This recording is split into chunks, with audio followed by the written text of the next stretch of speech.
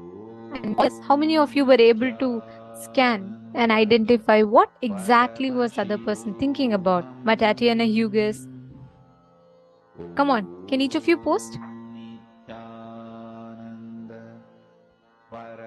Very nice. Ma Prematavasi. I see you shared your. Go on. All of you can continue posting.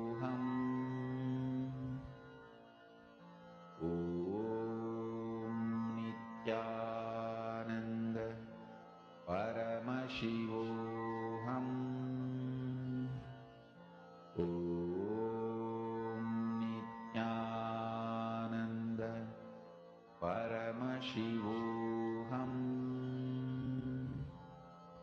Om Nithyananda. Paramashivoham. Om Nithyananda.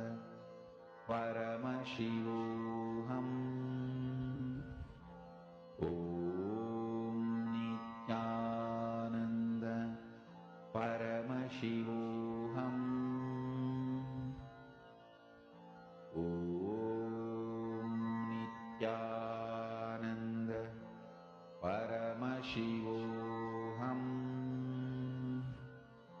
Om Nithyananda.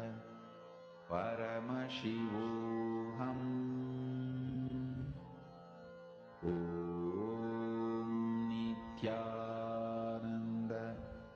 Paramashivoham.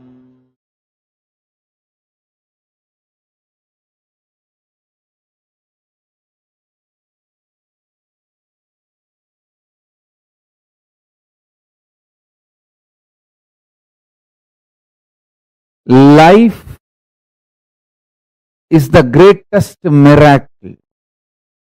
Life is the greatest contribution. Life is the greatest gift to the universe from Paramashiva. Life is very extension of Paramashiva, my own being. Life is very extension of Paramashiva. When you realize and make yourself life positive, you give a superconscious breakthrough to yourself. When the group of humanity makes life positive decisions for themselves, they give superconscious breakthrough for their group. When a nation makes a life positive decisions and governance, it gives superconscious breakthrough to itself. If a civilization makes itself life positive, it gives superconscious breakthrough to itself. If a whole humanity makes life positive decisions and strategies, it gives superconscious breakthrough to itself. Life is miracle. Life is the greatest gift from Paramashiva. Every life is miracle.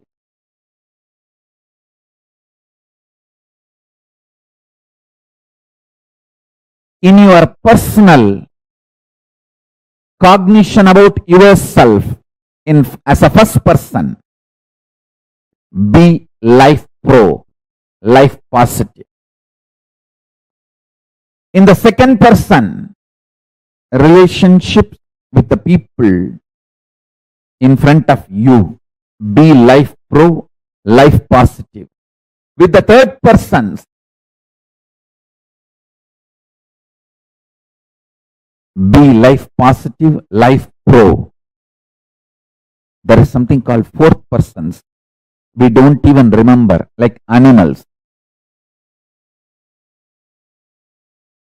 animals in the ocean, animals in the forest, even towards them, be life positive. There's a fifth person, plants, trees, hills, rivers, oceans, be life positive even towards them.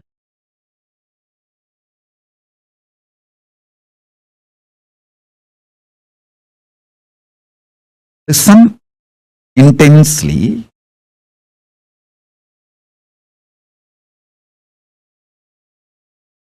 If you operate with intense love, powerful cognitions like a love, compassion, joy, bliss, giving, the Ananta Kalyana Gunas of Paramaśiva, you will expand so much. Your perception about you will expand. Your perception about life, reality will expand. Reality itself will expand. Understand? This is what I call life positive decisions.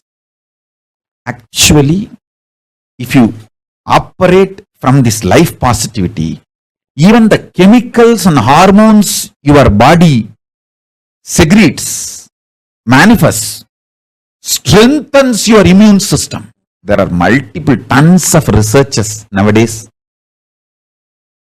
If you just Google, you will find tons of proofs for what I am saying. If you operate what you consider as a love, joy, bliss, compassion, even that, the chemicals and hormones your body manifests, strengthens your immune system. And if you operate from the cosmic cognition of you are Paramashiva, the kind of the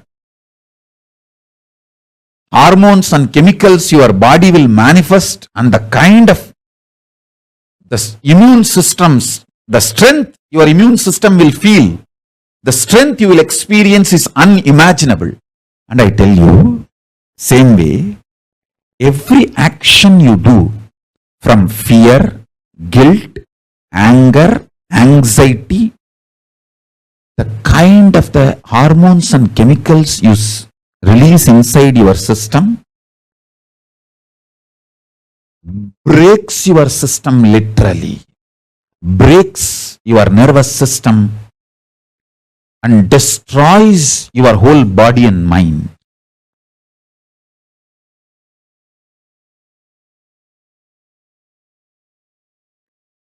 Absolutely for life. Make yourself more and more life positive for life.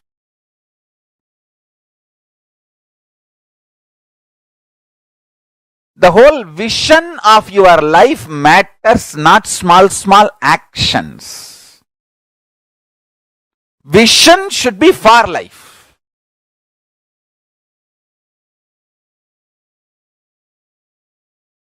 If a child is about to drink the poison without knowing it is poison, a mother may not be very polite in stopping the child. If she cares for the child, she will jump and become ferocious and snatch that poison and save the child. The action may be ferocious, but the vision is life positive. She cares for the child. Same way, sometimes your actions, I'm not saying always need to be ferocious, but the first priority should be for life. Your vision and life should be for life, positive. Absolute life positive.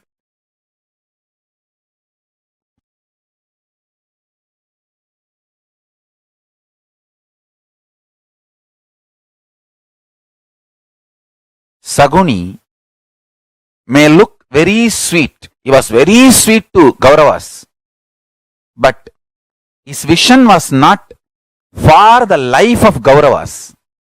He was destroying Kauravas. He was looking very sweet, behaving very sweet. Does not mean he's a good guy.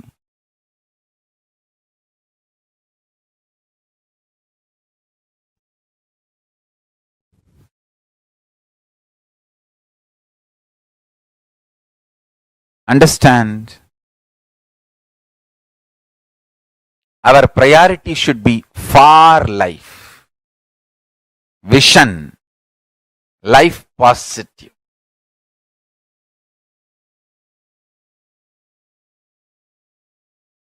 Saguni can never win. Traitors can never win. They are fundamentally life negative people. They can never win. Be life positive. Go on, be contributing.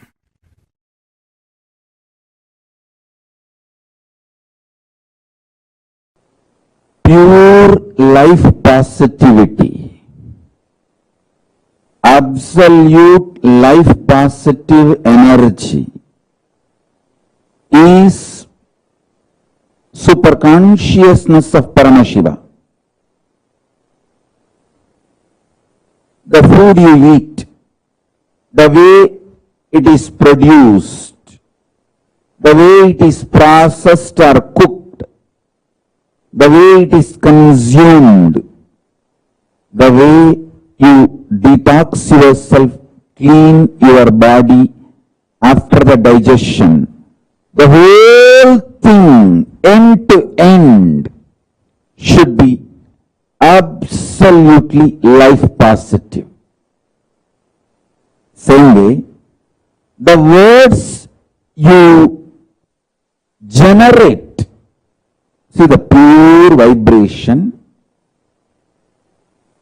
is the nada in you. How you convert that nada into sabda, sabda into language, how you use those words on yourself and how you use that words on others and how others use words on you and how you consume, get impacted, decide to get impacted by the words others use on you. The whole thing should be with absolute life positivity. Listen, I'll explain step by step. Whether the words you create and use within yourself, use on others, and the words others use on you, and the way you decide to cognize, cherish, get impacted by others' words, everything should be life positive, pure positivity. The way your food, the way your words, the way your consciousness functions, the way you cognize things happening, the way you build yourself, the way you build your life's experiences, everything should be absolutely life positive. Absolutely pure positive. I tell you, I'm going to explain in multi-level, multiple levels, how the attitude and aptitude should be aligned to life positive. And one more thing, till you align the whole thing to pure positive, you are going to come back again and again and again. So better let us do it as early as possible. Let's not postpone. Let us not postpone, because till you do it, you are going to come back.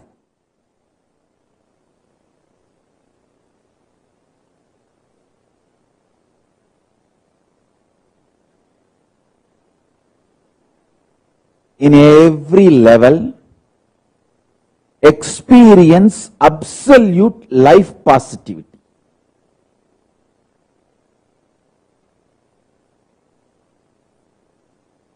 Intense life positivity is enlightenment. With the denial, cherishing life negativity is not going to end till you become life positive. You are going to continue to suffer wherever you are. So better to choose the life positivity now. Better to choose the pure positivity now. From now, let us start building.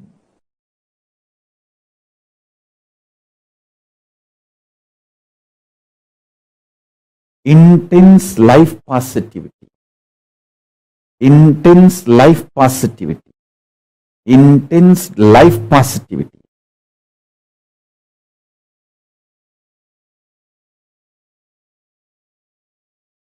With tremendous love, activism.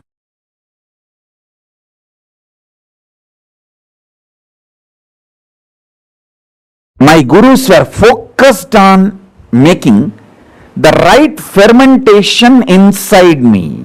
If you allow the bliss fermentation inside you,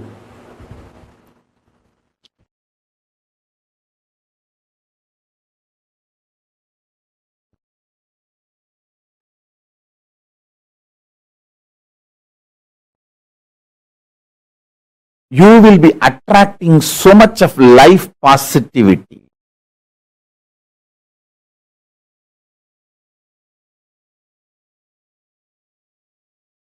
You will be just planning to expand more and more and more.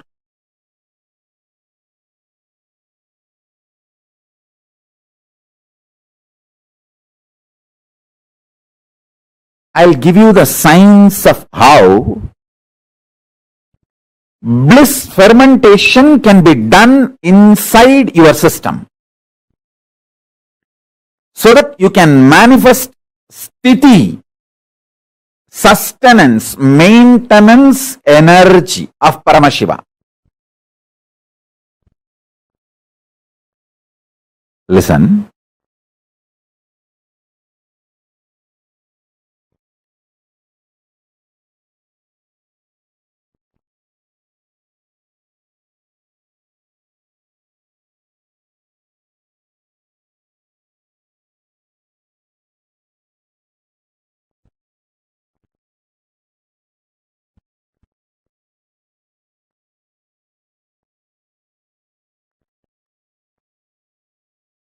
I'll give you the scale.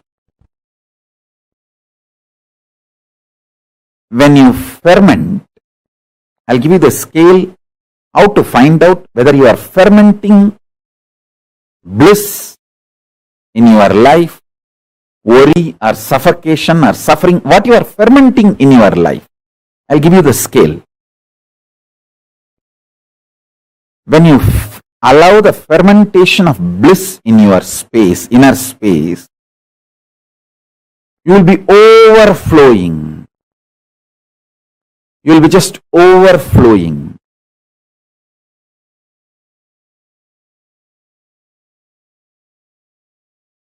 Excitement, inspiration, life positivity in your words, thoughts, energy, bubbly, bubbly.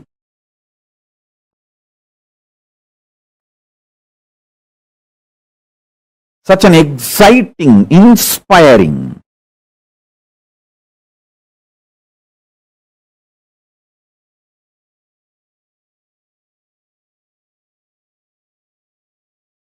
your food intake will drastically reduce. Understand? Most of you eat because you feel empty inside, and you feel by filling the food you can fill the emptiness inside. If you ferment bliss inside you, drastically your food intake will reduce.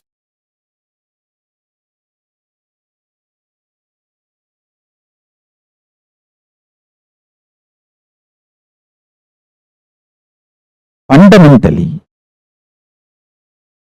this principle of rejuvenation and the knowledge about the ultimate reality, the truth, karma,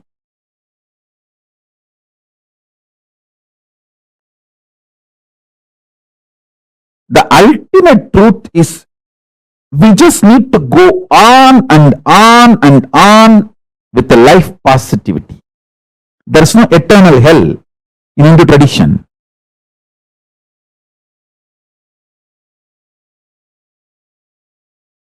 It's giving you chance again and again to be life positive, rejuvenate yourself and rejuvenate everyone.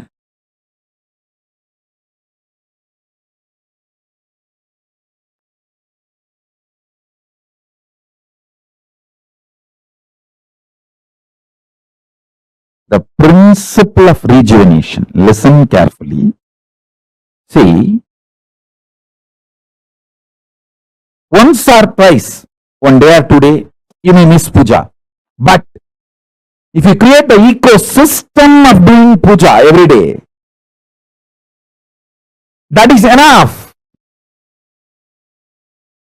Same day, 1 or 2 days you may miss yoga. But if you create the ecosystem of doing yoga every day, that is enough. You will be naturally successful. You will be naturally aligned to yoga. Even if you miss 1 or 2 days, next day you will say, at least let me do 2 Surya Namaskar as a ritual. You will start it. Same way puja. Even if you miss 1 day, next day, let me at least do it few minutes. And Jalalingam Stapayami and do the puja. The principle of rejuvenation, extreme life positivity, makes us do all the best decisions about life. Listen, we human beings are here on the planet Earth, after all, to celebrate life. So we should focus on contributing to ourselves and to others and for the next generation. That is why we treat the earth as living energy, Bhuma Devi. We don't see earth as a resource to be exploited and finish. No. Hindus are responsible for the most sustainable lifestyle, life decisions, life positive decisions.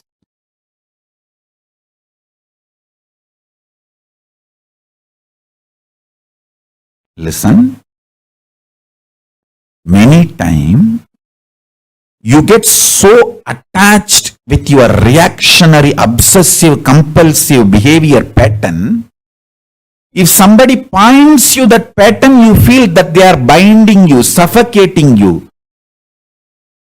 They are controlling you. Hey, I am telling you who is controlling you and asking you to liberate yourself.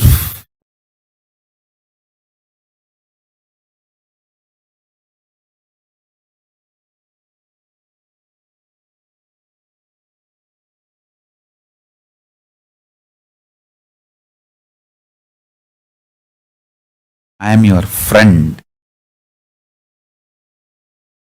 sincere father and mother, not your enemy.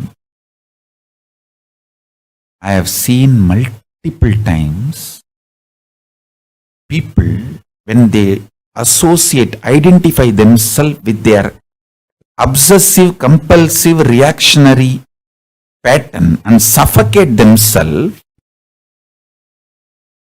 they feel the decision they make out of their patterns is much better than living with me or living around me or listening to my truths. And they leave.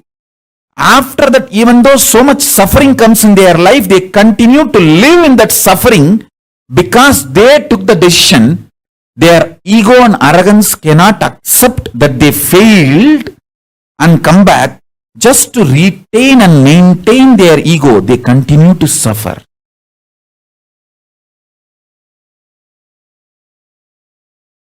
Listen very carefully. The so-called positive thoughts cannot exist without the so-called negative thoughts. Like that is why this positive thinking and all doesn't work.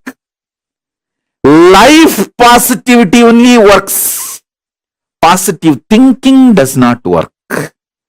Life positivity is different from positive thinking. Be very clear.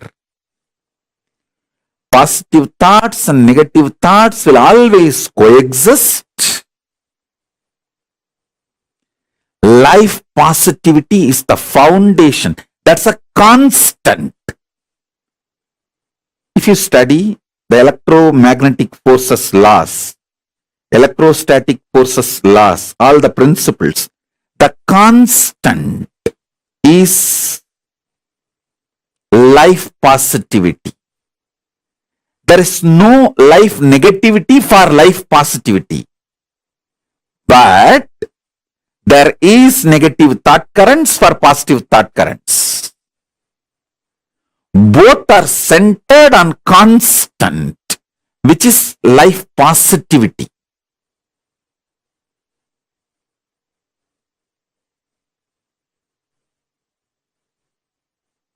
So please understand.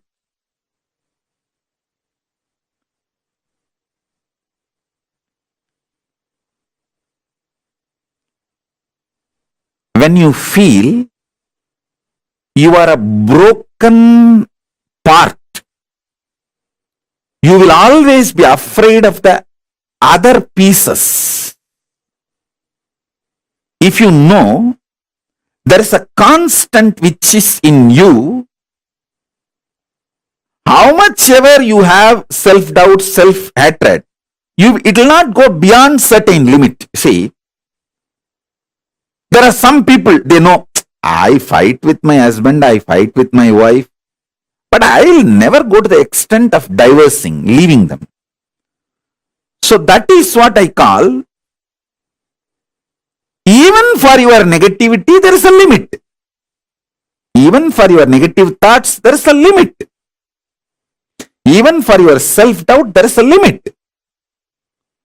So that self-doubt will have a self-confidence. Self-confidence will generate sometimes self-doubt. But both finally is established on the self. When you know that self's quality, that is life positivity. Self-doubt or self-confidence is like a self-doubt is negative thoughts, self-confidence is positive thoughts, but self is constant.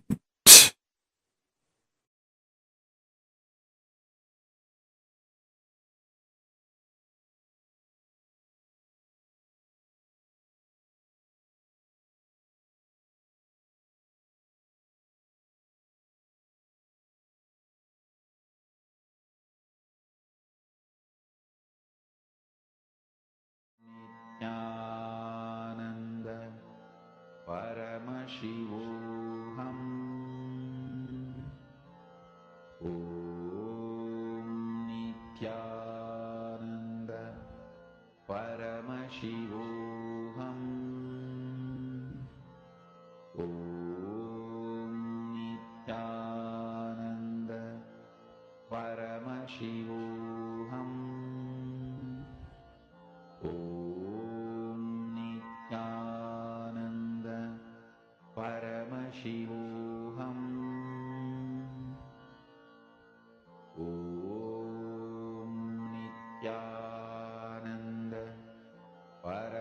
Paramashivoham.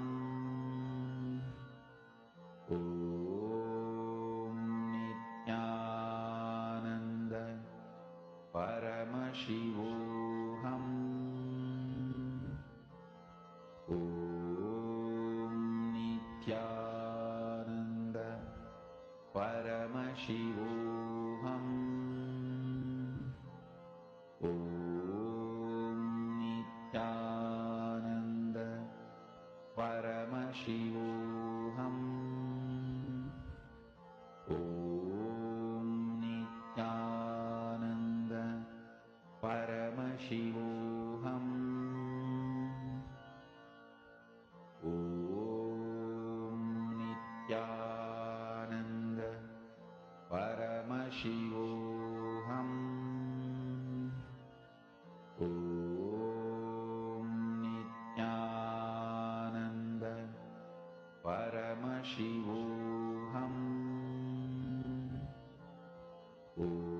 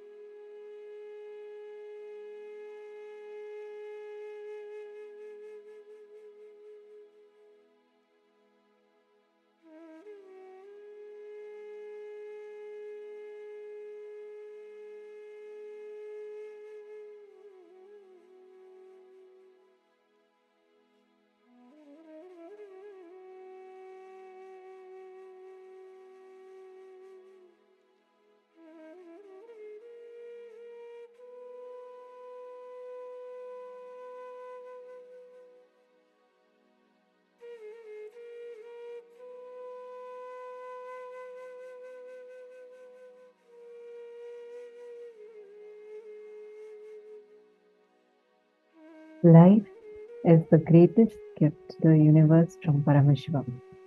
Life is the very extension of Paramashiva. Please, like how Swamiji so beautifully revealed to us, right? Where Swamiji said that the life positivity is not about positive thinking, but being your very cognition itself being life positive. It is not just having some positivity in your thinking, but you being life positive. How many of you have seen that the cognitions that you carry, many times, even though the situation would have not been actually so bad, just because of your cognition, you have ruined something for you. Like you just that one cognition that you cognize something wrongly, because of which you have had something like you literally messed it up almost. Anyone who has experienced it? See, intense life positivity is enlightenment. If you operate from life positivity, even the chemicals and hormones that your body secretes manifest, strengthens your immune system. Whether the words you create and use within yourself or you use on others, and the words others use on you, and the way you decide to cognize, cherish, get impacted by others' words, everything should be life positive. I mean, all of us do get impacted by what other people think about us, tell about us, talk about us, and how they hold us. How you hold life, how life holds you, how you experience life. Swamiji is saying all of these should be life positive. Can I request all the participants to take a moment and share your understanding of what you cognize as life positive, being life positive here. Take a moment, and all the participants take a moment to post it now. What do you mean by being life positive?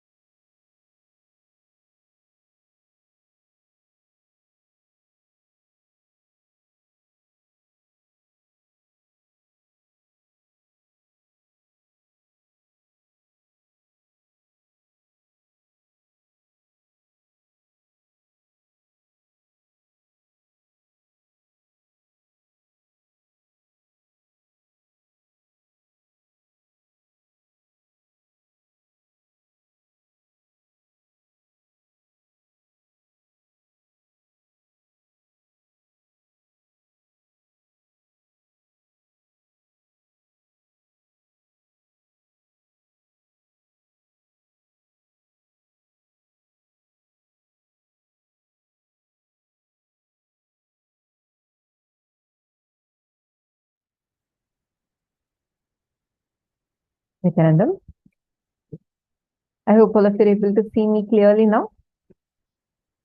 Come on, take a moment and all of you are going to share with me, what does this one statement mean? Dear all, today we are at the last day of this season, of this program. And I know so many of you have been here sitting, sincerely attending every session and being here and being part of this amazing journey. Can I request all of you to please come and sit down in front of the camera? What we are going to be learning right now is going to be something phenomenal. Take a moment. Sonia Rao, yes, you're asking, will the next program be in the same time zone? Yes. It is going to be in the same time zone only. Nithyanandam, all the participants, please can I request every one of you to come and sit in front of the camera?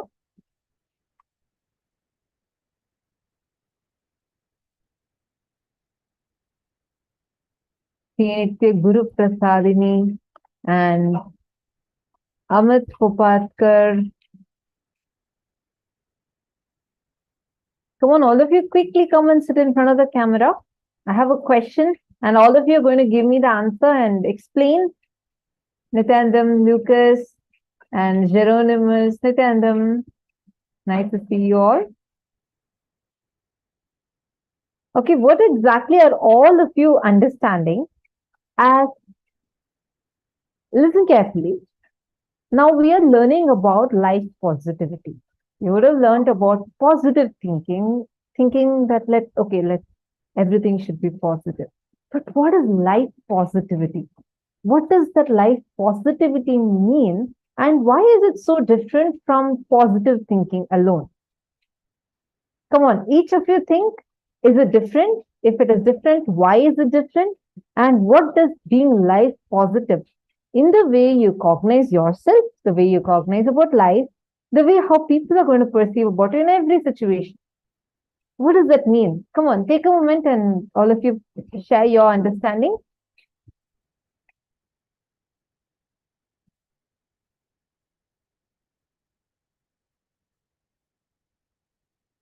What is the difference between just being life, like just thinking positively versus being life positive? Akshay Gunaya, Samuel Rodriguez, Punizanaya, and Nitya Devarupa, Lucas. Yes, Nithyanandam. Can I request all of you to take a few minutes and post?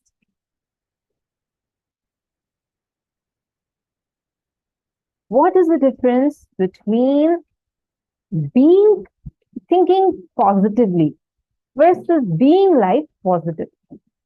Very situations auspicious. Life positive, anything, goals, ambitions, actions, etc., that does not involve killing or harming any other being. Vision of expansion and having more. Having the right cognitions about life is life positivity. Okay, Boran Firat has posted this.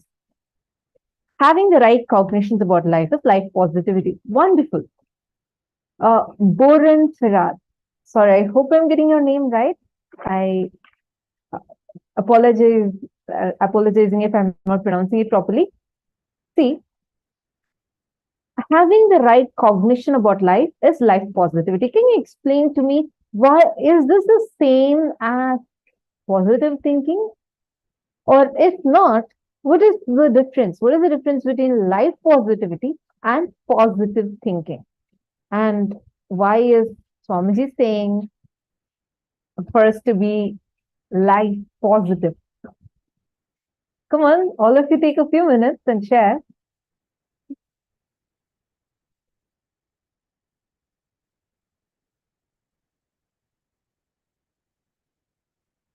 Life positivity is different from positive thinking because positive thinking is duality based. And being life positive is surrendering to life without perverting life, with putting layers of our deluded cognitions. Lucas, wonderful. Geronimus is saying, I feel it is different, but I'm not exactly clear what the difference is. Come on, see, Geronimus, take a few minutes and look at it. That will sharpen your logic. You know something? The more and more you work with these cognitions, do not say that, okay, I'm not clear. You have the ability to look into it, okay? You're going to use your conscious ability to look into the cognition and find out, try to define it, try to identify it. You know why? Actually, this is something that I love about being in Gurukul. We'll be like doing yoga or being in the class or being with the friends. And all the times we hang out, we talk about these great trips. I grew up in Gurukul, Swamiji's Gurukul. So I keep referring back to that because I grew up. That's my childhood. I should say I had a golden childhood with the blessings of Swamiji. Like you'll see 7-year-old kids, 8-year-old kids, all of them would be sitting and every one of them would be coming and talking to us. And they'll ask questions like, a simple example. Okay, someone came and told me, I told, oh God, I'm getting late. Time is too tight. And then the kid, 8-year-old kid, she comes and asks me, time is tight? What is time? I said, it's just time, you know, what you see in the watch. And she was like, no, what is time? Try to define time. And I'm like, yo, what is time? Is it just something that we all are collectively perceiving as something? No, it actually has a factual impact. Like this is the way we discuss. So why I was telling this is Geronimus, yeah, I see you sincerely sitting and listening. Try defining it more. It'll help sharpen your logic, the way you cognize. The more subtler and subtler you're able to cognize, your brain's capacity and your conscious ability, the elasticity of your consciousness expands. That's why we keep asking these questions. All of you take a few minutes. Define. What is life positivity? Why is positive thinking different from being life positive? Swamiji says, right? When Swamiji says life positivity, Swamiji does not mean just being optimistic. Okay, everything is going to be all right. You know, it's fine. Even in the most being optimistic is good. But life positivity is not just being optimistic. It is being realistic. There's a huge difference with positive thinking and life positivity. What is the difference? Now, each of you, from whatever you have understood, take a few minutes and you're going to be posting it. Come on.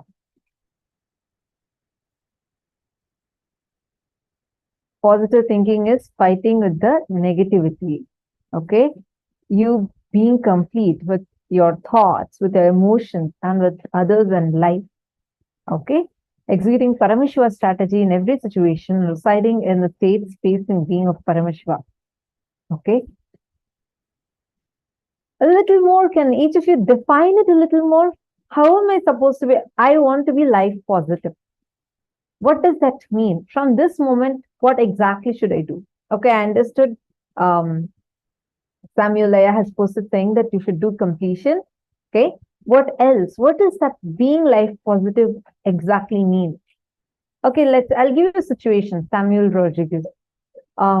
Let's say that someone is cheating you. Okay, someone you didn't expect is cheating you, and you feel really broken inside, like because they cheated you. Now, how do you handle the situation if you are someone based upon life positivity? Come on, take a moment and post it.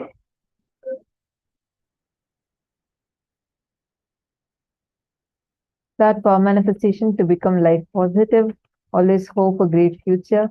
Jenny Tran, you're saying always hope for a great future. Sorry, I just want to tell one thing though. Hoping where you're going to be dependent on a probability. I hope everything becomes all right. I hope that things will turn the way I want. Will only make you feel you are under the influence of something, or you're powerless, like you do not have the power to change things the way you want. Never use the word hope. It's not hope. You have super determinism as your power, your strength to make what you want happen.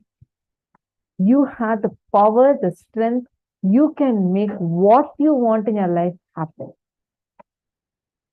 Positive thinking has a counterpart, that is negative thinking. Life positivity is manifesting Paramashiva at each step of our existence and declaring authenticity towards Sanatana Dharma is what I understand. Okay, beautiful. Little more.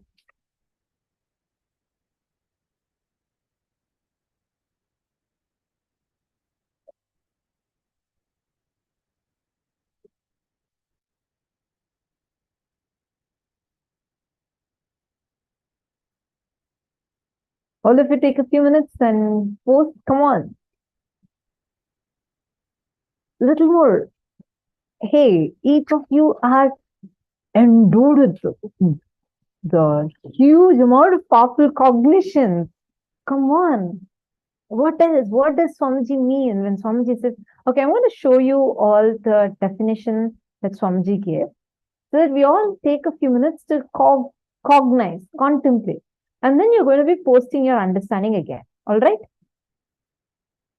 See, whether the words you create and use within yourself, use on others, and the words others use on you, and the way you decide to cognize, cherish, get impacted by others' words, everything should be life positive. What does this mean? What does Swamiji mean in this? Actually, I have a very, very powerful, a very small, but a very powerful incident, which like completely changed the way I think. Because I always thought, okay, every time I remember the powerful cognitions that Swamiji has taught, I always think that, you know what, I have actually been like applying that. So automatically I'll be looking at life from that perspective only. So in Gurukul, right, once I lost something that was very, like, something very important, I lost it. And at the same time, another Balasant also lost the exact something like that. What's important? And both of us were like searching for it for quite a long time. And it so happened that happened after many days, like someone had just left it. It was lying on the ground, and it's like pure coincidence that even the other person's also was found in the exact place that the other person who had lost it. So both of us almost at the same time spotted it. And as I was picking up, I was just so incomplete. Like I was like, who will take and put it here? Like, how can this come here? Someone has taken, how can anyone take it? And I'm like, literally, I don't know, I'm just ranting out and I'm going and picking up. Almost at the same time, the other person also found the thing that she had lost, and she came and she said, oh my God, thank you, Swamiji. Somehow someone has kept it here and I got it now. So I'm so grateful. Thank you, Swamiji, for manifesting this. It is something so small, but I was like shocked. I was exactly at the same time ranting, saying, how will anyone put it here? Who can put it here? Why will someone even take it in the first place? And I was like, I chose to get so incomplete about the exact same situation. There was another person who had the exact same situation as me, but the way she chose to entertain or cherish the cognition that life presented to her was so different. She was filled with gratitude for the exact same happening. And that incident will not be an incompletion in her. Instead, it would have been, she told, oh, okay, then I was just praying for this. I know I got it. Next time I'll chant Mahavakya more intensely and I know I can get it easier. It is just the way we perceive life, the way you cognize everything that life presents to you. It is something so small, like super, super small, but it was so, the impact was so much. I remember this after like even 3-4 years, because for me, it was like literally like a slap on my face, because the way I just took life was so different from the way the other person took it, right? There's it reminds me of a beautiful story of a Zen master who was about to die. The Swamiji will say, who was about to die. And he will ask that the disciple will go and say, Master, what is the essence? Like, what do you want us to all to remember? What are the main things? Like, what are the things that you followed? And who is your guru? So he says, whole life was my guru, but I will tell you the most important incidents. And then he'll say, first he'll say is a robber. The disciple will be shocked. What, a robber? And then he'll say, yes, during my wandering days, so many times I would just give up. I will say that, it is not going to happen. But the robber who was there, who had given shelter to me, almost every single day, he will just say, God, please, thank you. I'm sure today it did not happen, but tomorrow you will make it happen. And almost every single day, without giving up, he would stick to it, and he will make sure that he is not giving up, and he'll make sure it happens. And the second one he'll say was a child. Once the master got so, in his journey of enlightenment, he got so egoistic. He thought that, I've mastered everything. So he saw a child walking with a candle lit in the hand. The master goes to the child and says, he asks the child, do you see this, the fire? The child says, yes. Can you tell me the source of the fire? Where has this come from? And he thinks like, he's so proud. So there are others watching it. So he wanted to ask the child. And the child looks back at him and just blows out the fire and laughs. Then the master asks, what are you doing? Then she asks the master back, can you tell me where this fire went? That is exactly the place it came from. The master said, then I realized I had learned nothing. I am in the exact same spot as a child who I thought knows nothing. So he'll share how every moment in his life, he chose to learn from life. And that is what made him enlightened. Swamiji will say, life presents to us so many situations. You can see a person drunk and you can say, oh, okay, that's what I can be. I can be a drunkard. Or you can see and choose to be saying, okay, if this person being drunk has suffered so much, I need to learn to not be that way. What you choose to cherish, what thought currents you choose to ferment in your inner space, that is what manifests as reality. Actually, very beautifully, Mahā Wong has posted, learn from life positivity from Swamiji. Though being wronged, being persecuted by the society, by the same people he wanted to lead to enlightenment, he never retreated from where he started and always expanded and keep on contributing more and more. Absolutely. This is something I really, really love about Swamiji, because I've seen this, and of course all of us are a witness of this, right? Understand, Mahā Wong, you perfectly caught the right thing. See, I was asking initially, what's the difference between life positivity and positive thinking? Many of you have posted such beautiful understanding, and very right. Life positivity and positive thinking completely different. Positive thinking is shallow, meaning it's like, okay, in whatever is happening, look at everything in a positive way. At some point, your self-doubt takes over. You'll have a voice mocking inside of you, will be like, hey, you can tell that to others, not to me. I know, I remember all the times we have failed. How come you're telling me to take this in a good way? You'll have a voice which is sitting inside of you and mocking you. So your positive thinking would not stand that. Life positivity is in your very cognition level, transforming, becoming powerful. That the moment you remember, it will just empower you so much. That is life positivity. This actually so beautifully, Mahā Wong has given the example of Swamiji, because if you just study Swamiji's life, you will understand. See, if someone is attacking you for something, there's some wrong on your part, at least that is bearable. It's like brutally lying about you, persecuting you, doing character assassination. It's like, gosh, you cannot stand it.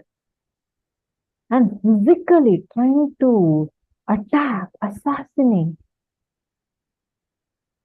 It's just scary, or I don't know what word to use. But the smile on Swamiji's face will not even reduce. That is being life positive.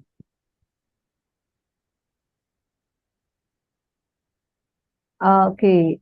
Samuel Rodriguez has posted, identify those emotions authentically, feel them and unclutch from them. Okay, so that's the way you would handle the situation. Wonderful. Now, the cognition from which you posted is life positivity. You understanding? See, you didn't say, okay, I had to see the positive side of it, but that itself will be rooted based on powerlessness.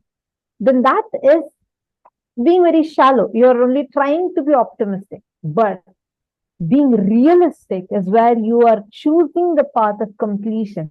The cognition which made you now err to the side of completion, saying that I am going to decide to unclutch. I'll put my awareness, I'll put my consciousness into where the emotions are raising from, shows the real life positivity in you. You're understanding, Samuel? So that shows the kind of shift that your inner space has actually gone through, which is why your immediate response was not about saying, oh, I'll go and, fight with that person, or it did not say that I'm okay, what to do, this happened, so happened, I'm going to see what's positive about it. Doesn't work that way. Because you can talk it to others, but to yourself, you won't be able to do that. Because you know yourself, you're someone who's there with yourself continuously. But from inside, becoming complete, experiencing tremendous completion, and the bliss coming from powerful cognition is real life positivity. In multiple situations, I have seen how by being with Swamiji, even the worst of the worst situations, Swamiji will just transform the whole thing. Like you'll almost feel like, oh God, everything is just collapsing. Why is it like this? Suddenly, he'll just transform the whole situation and you will see he is there with you. You will see that every time the powerful cognitions he has empowered you with will just be there. He will be there with you, holding you, helping you, empowering you. Franz Wheeling has posted, positive and optimistic thoughts sometimes are negative thoughts, but positive actions to make life active. Let life have a mission to enrich others is a life that can make us enlightened. Wonderful. Franz Wheeling, thank you so much for sharing your beautiful understanding. I would just like to add a small point over here. Even our actions would come only based on the cognitions we cherish. So being life positive starts from the very cognitions you carry about you. Even when you go through your down, you very clearly know that there is still a component in me which is untouched by any of those ups and downs that I'm experiencing. Let me just sit sit in unclutch. Let me do the completion and let me pull myself out of this. That cognition is that inside of you helps you pull yourself out of your incompletion is that life positivity is sitting inside of you. No Actually- matter what, because you know, Swamiji, Paramashiva has told me, I am Paramashiva. That's it. With that, I declare, let this change. You will see it changing. How many of you have had such experiences? Actually, that's why Swamiji will say that the word life positive that Swamiji is using is just so that we understand the context from which Swamiji is saying. But Swamiji says, Swamiji says that I don't believe in all this life positive blah and crap. Swamiji says that Swamiji's teachings are not life positive, it is life realistic. It is not optimistic, it is a realistic view of life. Because the moment we talk life positive, though we are not convinced, we say, all right, it could have happened for some good, like she was saying, right? Something it can happen. You will only be hypocritic to yourself by trying to act like everything is normal. No. Life realistic cognitions these are. When you surrender, when you say, even if the worst situation comes, Paramashiva will take care. Swamiji has told, then everything is auspicious in life. Nothing can fall apart. These are all not life positive thinking. Means not in the sense that we understand. It's not like these motivational quotes. No. These are life realistic thinking, because anything else is only a layer of delusion on top. This is literally removing the suffering, understanding that it's delusion. The normal life positive thinking, it always makes you believe the suffering is true, but you're trying to, overcome the suffering by sidelining it. No, that is not what Swamiji is saying. Swamiji is saying suffering itself is a delusion. So you're going to lift that layer of suffering and put it out, and you're going to actually see life as it is. Being actually living in Kailasa, being part of this ecosystem is the most life positive, life powerful thing that you can do. Any volunteering, any which way that you're part of Kailasa, you only expand, and expand more. At an old age home, the inmates were asked, why do you think God has allowed you to reach the age of 90? And one of them replied, to test the tolerance of our relatives.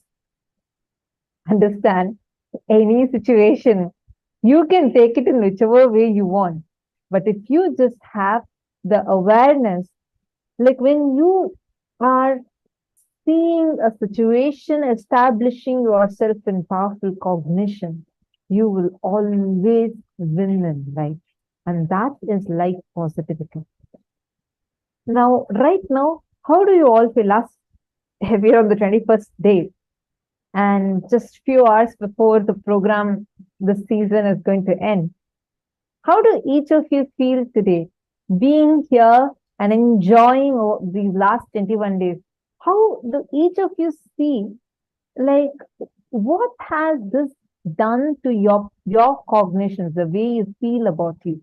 Can I request all of you to take a few minutes and write this and post it here?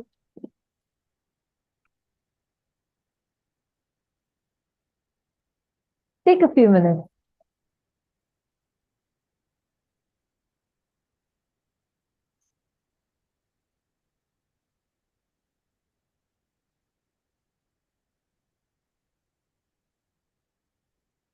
Diana's below has posted, Swamiji said, in marriage, you fight and make up, but the marriage doesn't end. Help me understand. That's very powerful explanation Swamiji gave. How even that clarity that you have, same thing is the way you deal with yourself. Your self-doubt also has a limit, because it is from that self-doubt, you even sometimes the confidence on you gets created. Gosh, that was such a powerful revelation Swamiji gave, right?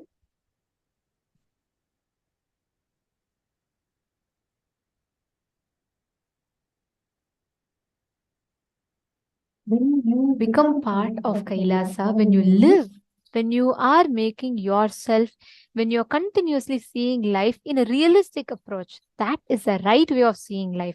It is neither pessimistic nor optimistic, it is realistic.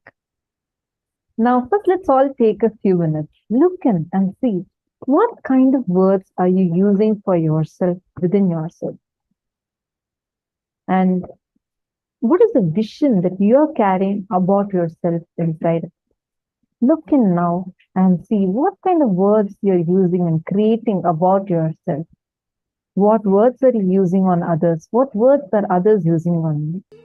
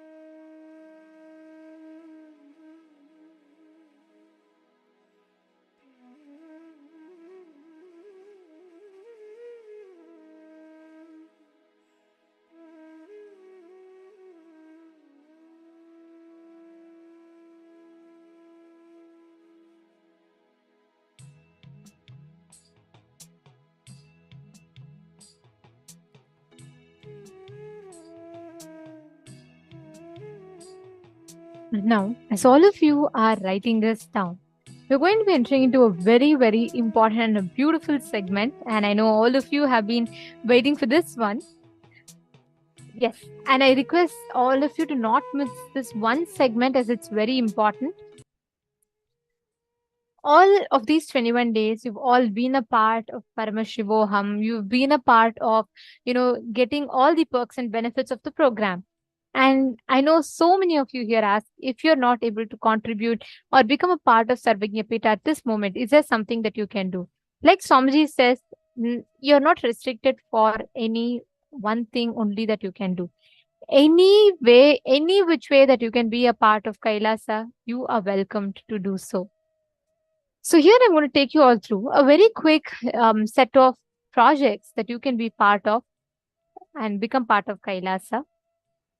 Swamiji has envisioned two things: Kailasa's digital nation and Kailasa's legitimate nation, the physical nation. So for both of which, there's a lot of groundwork already done. And here we are going to be seeing, in this day and age, we're going to be seeing how you can become a part of the digital library of Kailasa, all the digital nation of Kailasa. So the first project is Kailasa's digital library.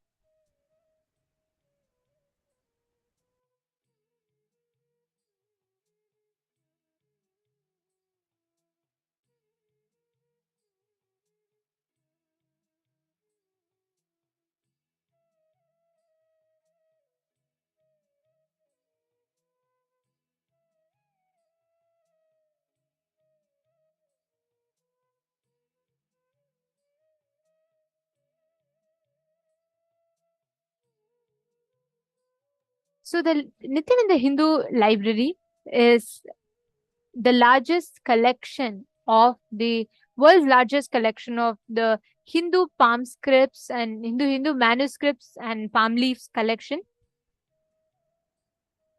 So the next one is, so Kailasa's Hindu library is aimed towards Swamiji's mission of collecting, preserving, restoring the largest collection of Hindu manuscripts and the repository with the largest collection of books and manuscripts of Hinduism. Let's say starting from you wanting to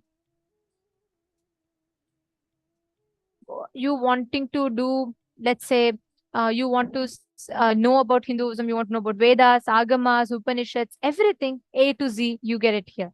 So all of these projects that we're sharing with you all is all in progress. Many of it has been successfully established already. Most of it are in progress and it is happening right now.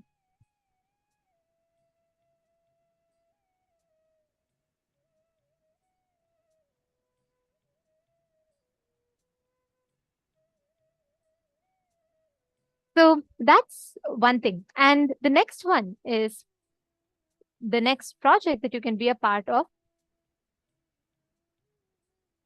is Kailasa's Hindu World Trade Center. So the goal of Kailasa's Hindu World Trade Center, initiated by Swamiji, is to help facilitate trade between all the Hindu business and bringing together authentic Hindu businesses and the Hindu diaspora, helping the indigenous family-owned businesses and practices to come to a global spotlight and become recognized internationally. So many of you would have noticed there are these Hindus in villages here and there who have some extraordinary skill sets, let's say like making agarbatti, or the right way of astrology, astronomy, being able to build temples, architecture, arts. But all of these, literally, there's no platform for them to make a living out of this. And almost everyone we are losing these sciences because we do not have a way to use it. We do not have a way to revive this. So Swamiji is building this very beautiful bridge, the Kailasa's Hindu World Trade Center, through which Swamiji is reviving this entire platform, creating one bridge where anyone from anywhere in the world can join and make their business.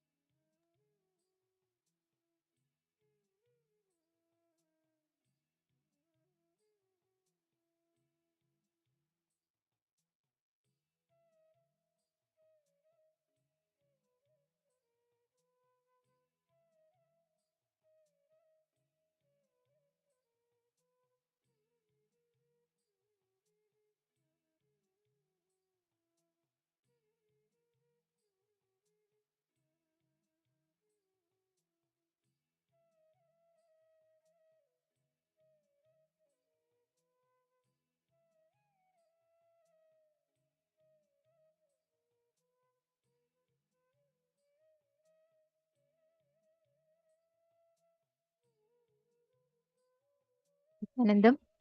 Firstly, our sincere apologies to all the participants. Almost for the last 10 minutes, you all had lost our audio. So we apologize for the technical glitch. So we will be repeating. Do not worry. There was a small technical issue because of which all of you could not hear us for the last 10 minutes. So we sincerely apologize for that. So now back to what all of us were discussing. Can I have all of you back on cameras, please? Can I request everyone to come back? I apologize for that technical glitch that you all had to face. I request everyone to please come back on the camera because this session is very, very important. Ma Virupaksha, yes, I see your messages of no sound. Don't worry, you didn't miss anything. We'll be repeating the whole thing again. There was a small technical issue because of which all of you had lost the audio connection. If you're all able to see us and hear us, can I request everyone to put yes in the chat, please? If you all could see us and hear us fully, properly, and if our audio and video is good to all your places, to all your systems, please let us know. Please put a yes in the chat.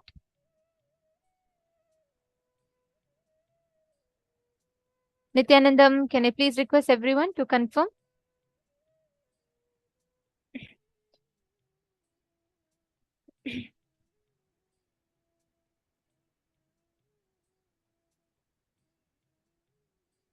Okay, can I please request everyone to come on camera? Tatiana, Hughes, Ma. Yes, I request everyone to come on camera, please. Come on. Can I request all of you to come on camera and all the mail rooms? Is our audio and video good for all of you as well? If you are able to hear us and see us well, and all the viewers watching us on YouTube, please let us know if you can hear us well. And I sincerely apologize for the technical glitch that happened. Now, if you're able to see us and hear us well, please let us know.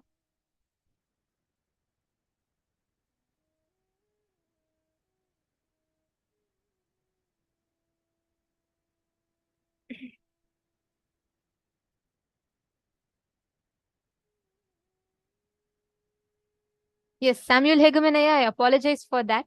The whole audio was okay. Perfect. Thank you. Thank you all. Now we are going to be continuing this very, very important segment. So I want every one of you to be on camera so that none of you are missing out on anything. So please come back and settle down, everyone.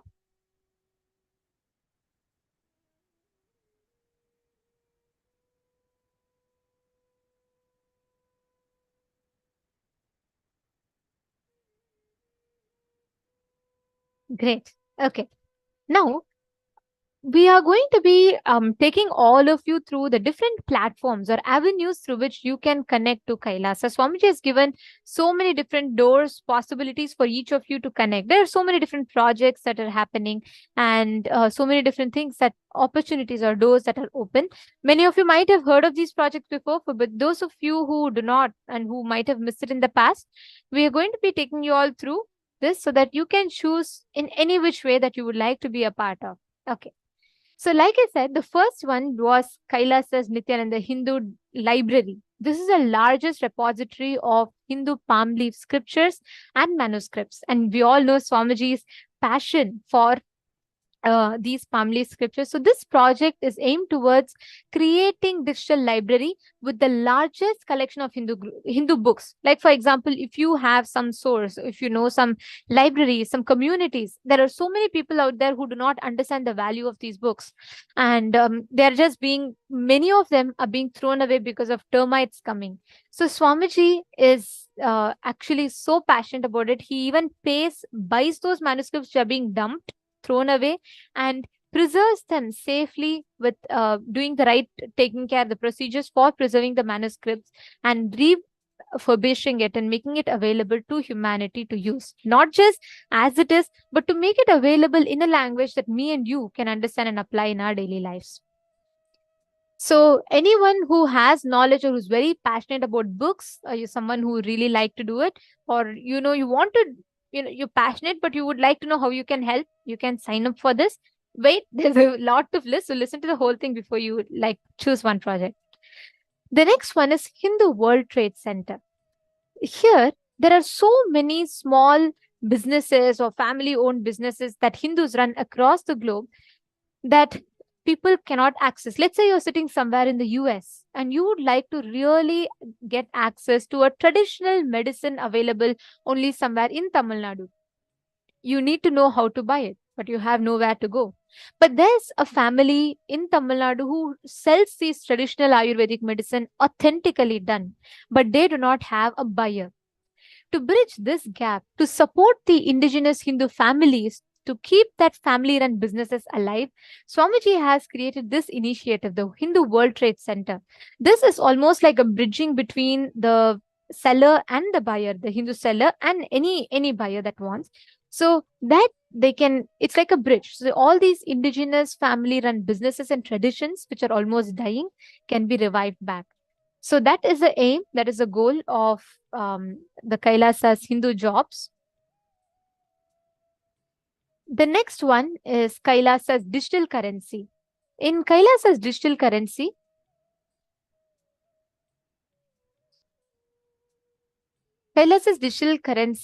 as we all know, we are entering into a further advancement in the cyber age where most of our life now is digital, and with digital currency becoming like more and more part of our everyday lives.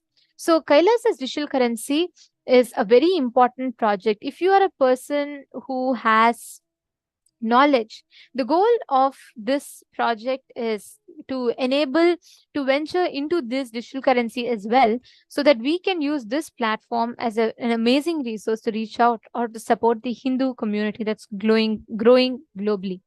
So if you are a person who has knowledge into cryptos and you would like to, or you have some skill sets as to this, you have some knowledge about this, then you can be a part of this. Of course, these are all not already rolling, but a lot of work is already underway in this. We can already see like things like Google and all is already available to people.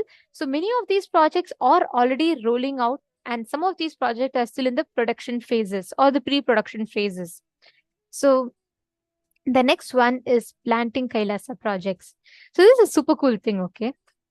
This is where any place where there are 10,000 and more practicing or born Hindus living together, Swamiji envisions to create a temple there so that that community can live around a temple-based lifestyle. So Swamiji beautifully tells, Hinduism is fundamentally a temple-based living ecosystem. Everything revolves around temple. You can go to your job, you can be a software engineer, you could be anyone. But whenever you come back, you should be able to do your puja, you should be able to continue your lifestyle as a Hindu. Because it is these roots that has made us who we are. Swamiji says, if you forget your history, you will lose your geography. That is exactly what has been happening to Hindus. And now this is a very beautiful way where Swamiji is reaching out to Hindus from everywhere in the world to keep that ecosystem alive, up and running. So here, Planting KAILASA project involves of maintaining social media platforms as a digital ecosystem, so we can reach out to the communities living in each of these places and serve them globally. The next is very closely associated with this project. It is KAILASA's Digital Mahant Kotari Tanedar project.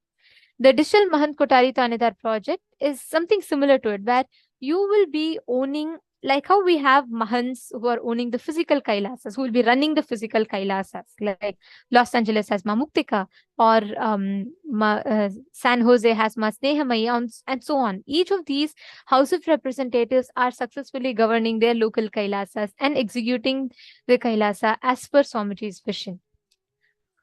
KAILASA's digital Mahant is something very similar along those lines. But here, there is a small difference. The digital Mahants will be owning a digital ecosystem as opposed to a physical ecosystem. So you're not able to spend your time going to temple every day. But you can take out time. We all do. We all sit and scroll through our Instagram feed, YouTube feed, and we catch up. That time that you read so much of or spend time binge watching videos on Netflix, you can actually take out some time to post, make 1 or 2 posts from your side in each of these ecosystems to keep them alive, to keep them supporting the ecosystem, to share knowledge about Hinduism. So that is what this project aims to. It aims to reach out to all the people around the world, and we can enrich them through the social media. The next project is KAILASA's Ministry of Digital Archive. If any of you have any questions pertaining to any of these projects, please feel free to ask. You can feel free to go ahead, share and ask. So this is one of the most coveted project, I would say, because it's been almost more than 20-30 years since the whole Sangha has started and Swamiji established the Kailasas around the world. And this project is where you're going to go back to the archives, the old videos, and we are going to be chronicling them, collecting them, and publishing it for the world to enjoy. It has Nithyanandapedia, Hinduismpedia, and Kailasapedia. Hinduismpedia is focused on the rich, authentic narrative of Hinduism as it is, presenting the true history of Sanatana Hindu Dharma. Let's say you're a person who has a lot of knowledge in this, or you like to really do research and study about how our ancient ancestors were.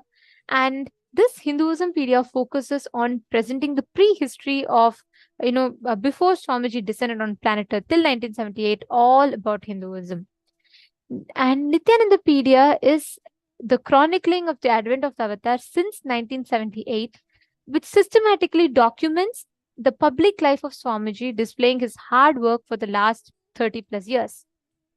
The next is Kailasapedia. Kailasapedia is all about the happenings all over the world in Kailasas around the world that's established by Swamiji and how it is happening.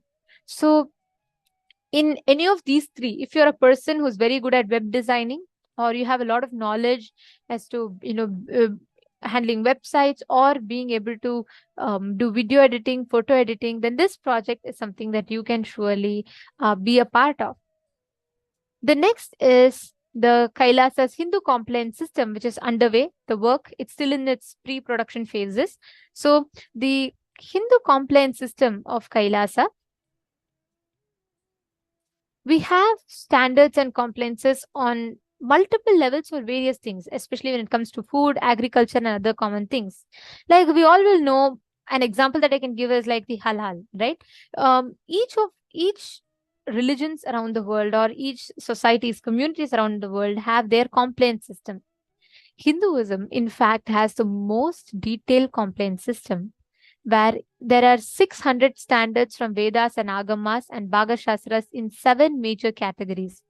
We have food standards, lifestyle standards, power manifestation standards, sacred arts, town planning, fashion standards, temple management, and ritual standards. These are all very elaborately given in our Vedas and Agamas, and these standards ensure the authenticity of life as per sources of Hindu scripture. If you're a person who has knowledge in Sanskrit, or you have a knowledge in establishing compliance systems, lawyers, people, you can network to get this done, you can definitely be a part of Kailasa's Hindu compliance systems. The next is very interesting. You might have heard of Google. Go anything that you want, Google has it for you. Now, Google is Swamiji's vision for something similar. Anything that you want to know about Hinduism. Today, if you ask Google who discovered solar system, who discovered the planets, they'll say Galileo. But how about me telling you that hundreds of years before Galileo, in fact, 3 centuries before Galileo, we had our ancestors, Aryabhatta, and so many others who discovered and described planets exactly as it is. Mahabharata, dating to 4,000 years, 5,000 years ago, has given a clear description of the continents and the global map much before any of the modern telescopes or scientists could. But Google will not necessarily show you this, because unfortunately, there's a lot of things that is not straightforwardly accessible to Hindus. Now, Google aims to become a solution in that place where you can, anything that you want to know, you can receive authentic, extensive, and complete knowledge, information on Hinduism. So Google is contributing to this enlightenment and answering Hindus everything, everywhere, anytime, anywhere, right? So this particular project especially if you are good at web designing again, or if you know something that you can contribute with, or if you have some good ideas to it and you would like to collaborate to make this happen, you are definitely welcome to do so.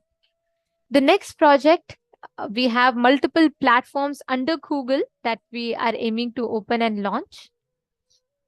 This is KAILASA's Quicker. Quicker is a social media platform to share various events from Hinduism related information, news bites, comments, posts, supporting a wide variety of content forms, allowing users to build and manage their audience as they see fit. So Google Quicker is something that you can share informative content, educational content, and so on. The next is Google Photos.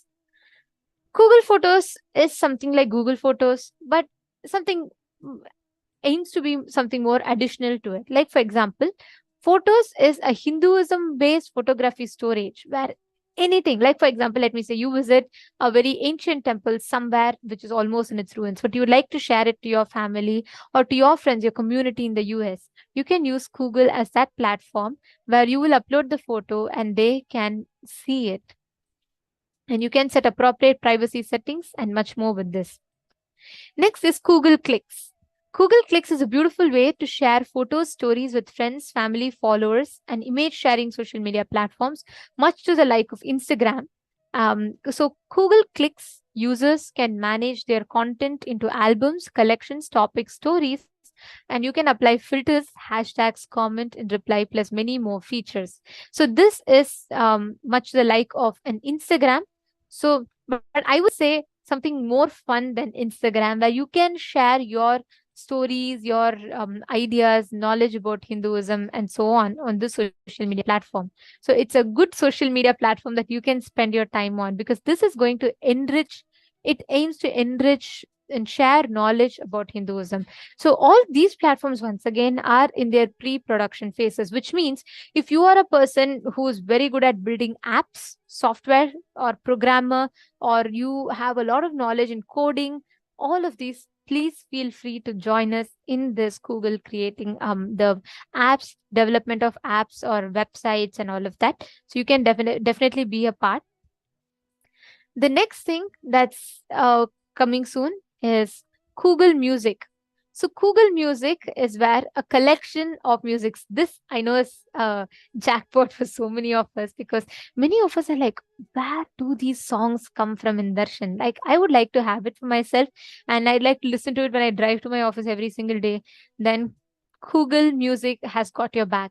This has all Hinduism kirtans, chanting, songs, mantras, ringtones, and all such other Hindu audio material tailored for your listening pleasure. Whichever you listen, whichever you enjoy, Google Music has it for you.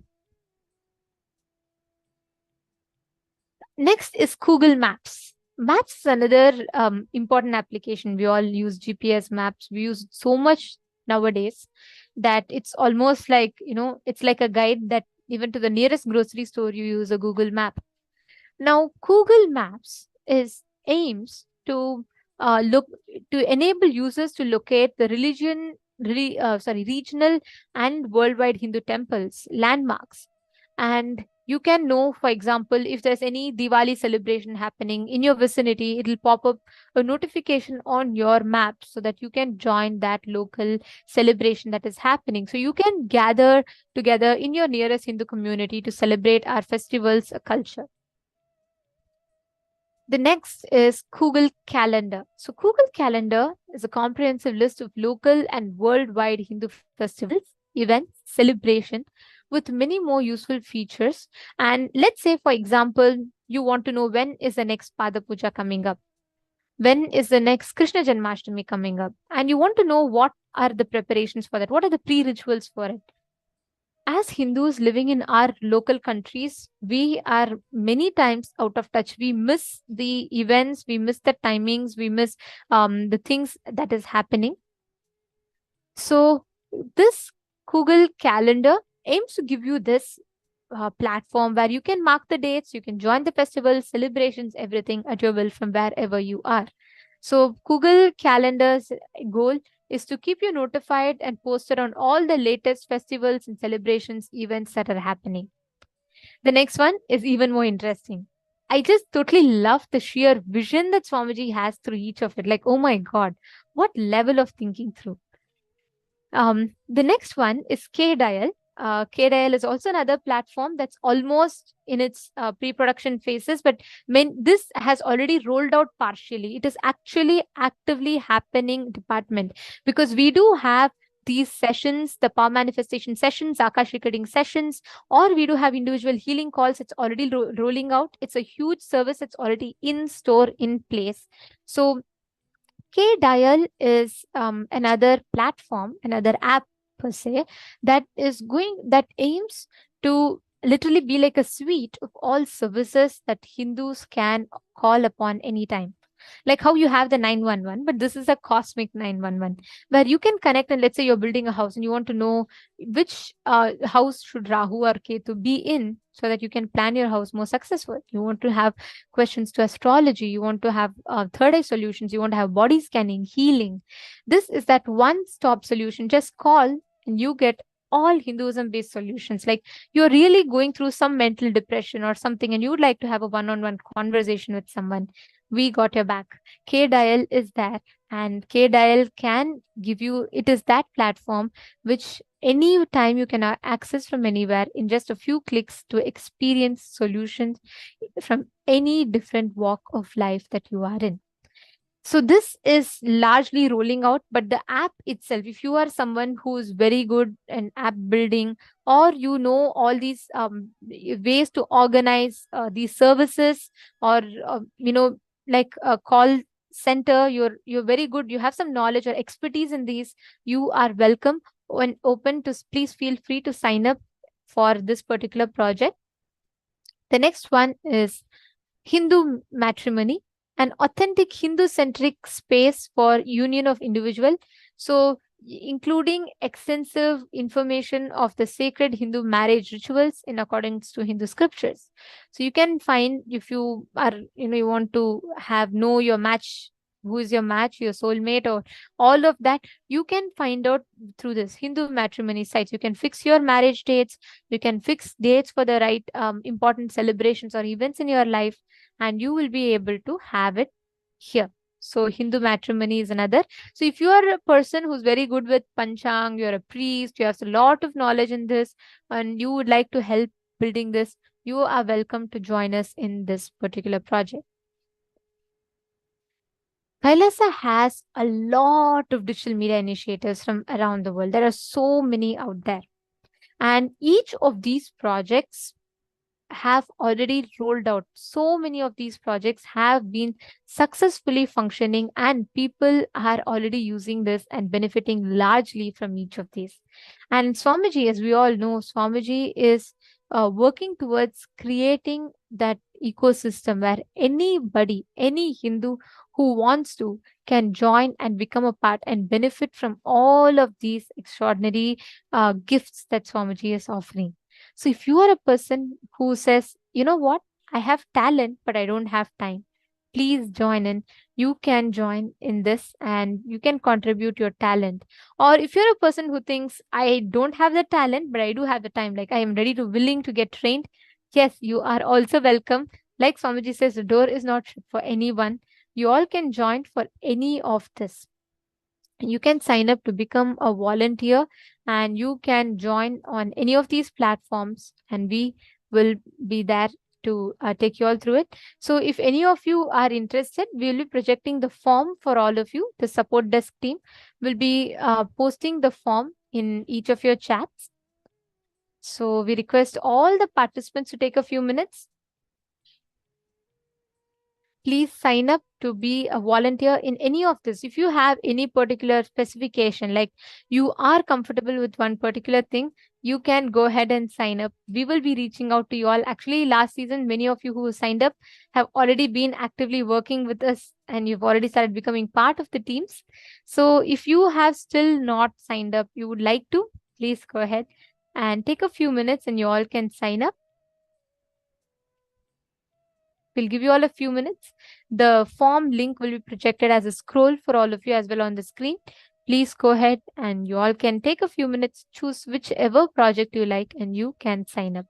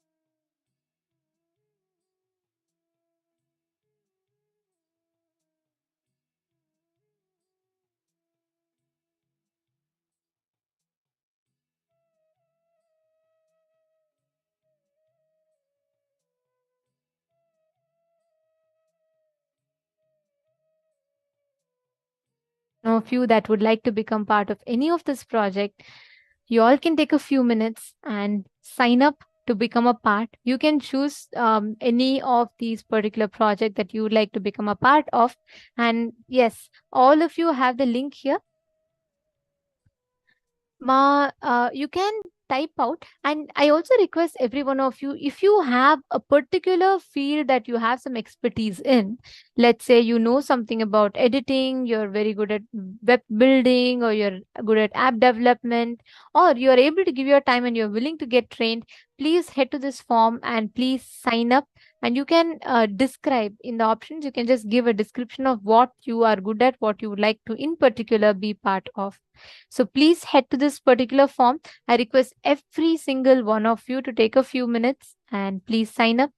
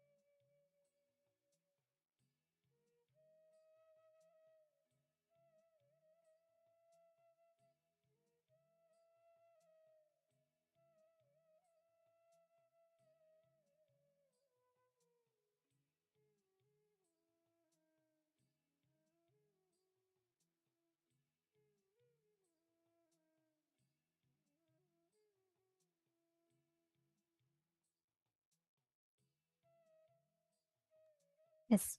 Hope all of you had enough time to sign up. Now we're going to be entering into the next and a very, very important session where we will be learning about collective integrity, a very important aspect of manifesting Kailasa.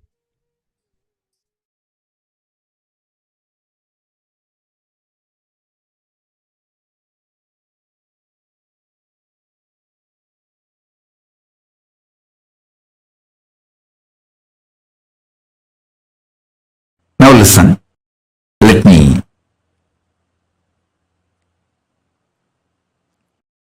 tell you. For the ship to stay afloat and reach the place where it need to reach,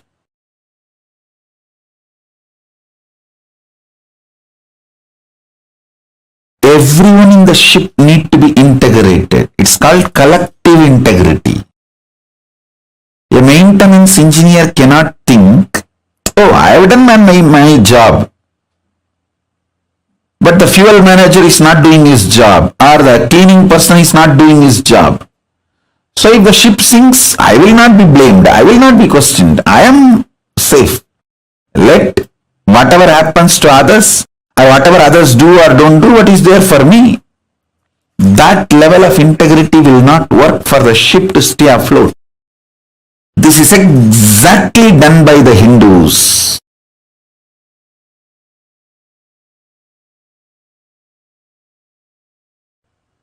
Your heart, which is convinced about integrity,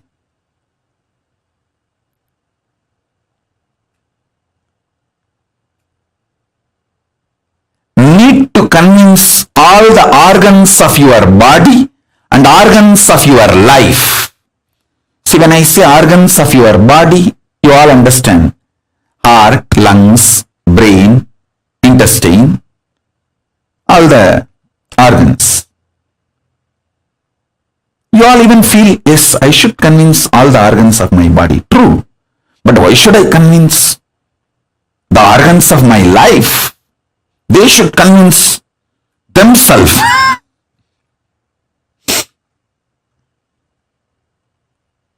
Actually, convincing all your organs and convincing the organs of your life is one and the same.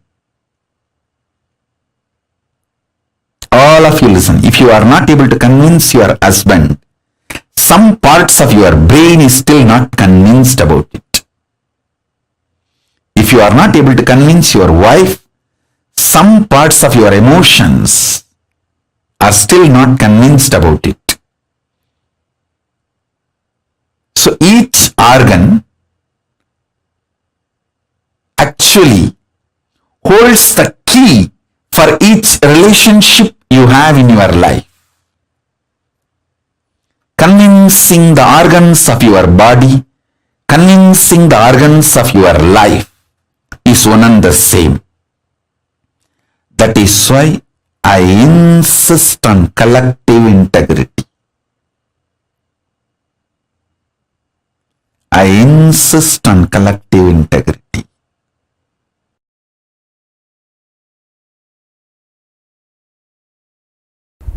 Understand? Your stomach pain will be directly connected to the cobwebs you have not cleaned in your bedroom. Your ulcer is directly connected to the outside veranda you have not cleaned your house. Don't think how can that and this be connected. Only if you have ulcer, stomach problems, your eyes will not even be aware of the dirt around you. If your eyes are not even aware of the dirt around you, something is boiling inside you. You are preoccupied. All preoccupation manifests ulcer, understand? All preoccupation. If you take haritaki powder, you will clean your house. This may all look very funny, very funny side effects. You think, oh, if I take Aritaki powder, I'll clean my restroom. That I understand. Why will I clean my veranda? Live, you will understand. Many of these things are interconnected. Many of these are interconnected. If you take Aritaki powder and heal the ulcer inside, suddenly your words towards your mother-in-law will become soft and completion based. The relationship will develop. It's too funny. It is too funny. What affects what? Which one touches which one? It is too funny. Let me give you the precise solution. State is achieved by unclutching, completion, all the methodologies of putting you in Nirvikalpa Samadhi as and now.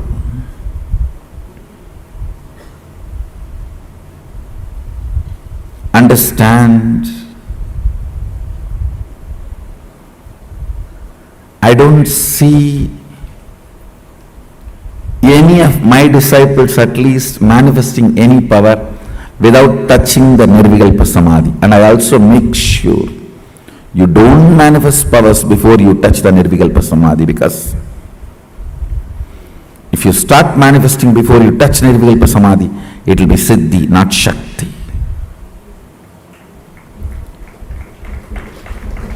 Nirvikalpa Samadhi is too important. Nirvikalpa Samadhi is too important.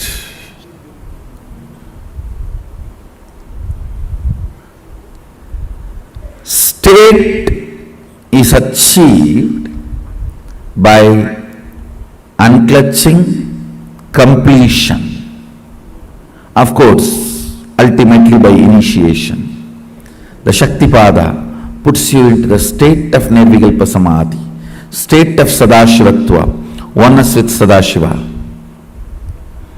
The space is created by more and more completion with others.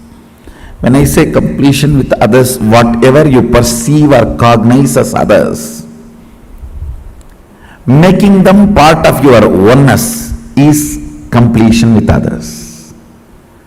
Understand, whatever you cognize as others, persons, river,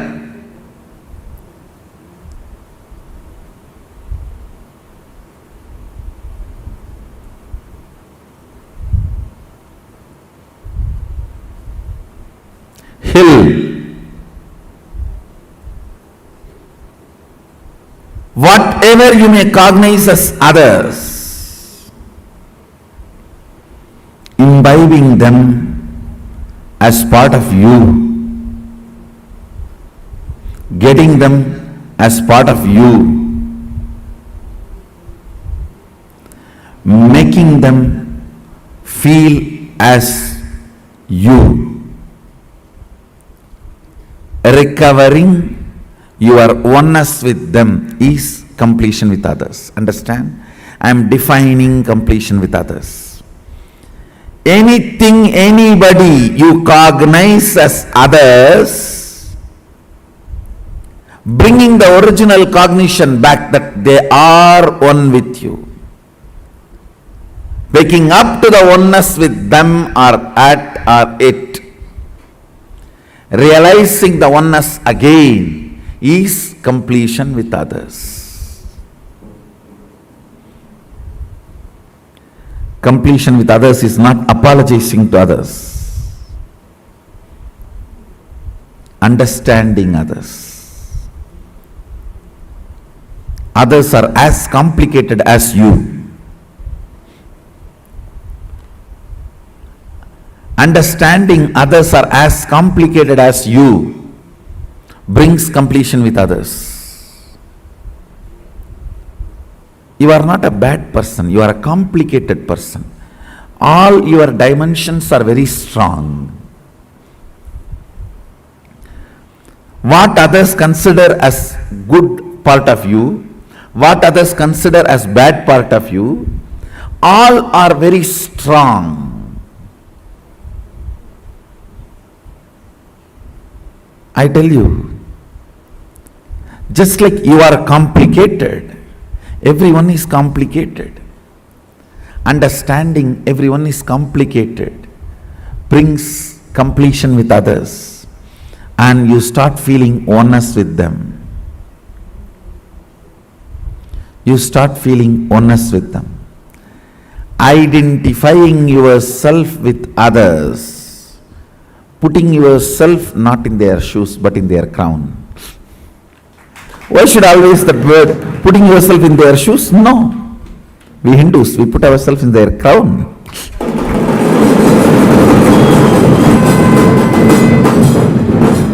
Understanding the complications and realizing the oneness is completion with others. Taking responsibility and enriching. Understand completion with others, taking responsibility for others and yourself, and enriching yourself and others. This is what is creating space. Put more and more energy in that.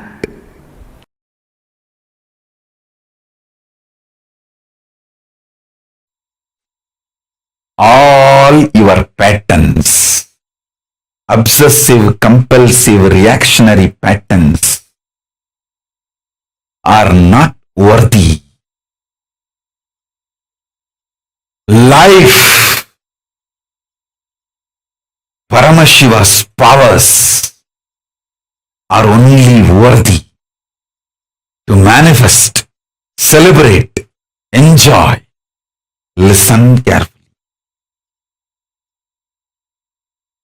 Listen intensely.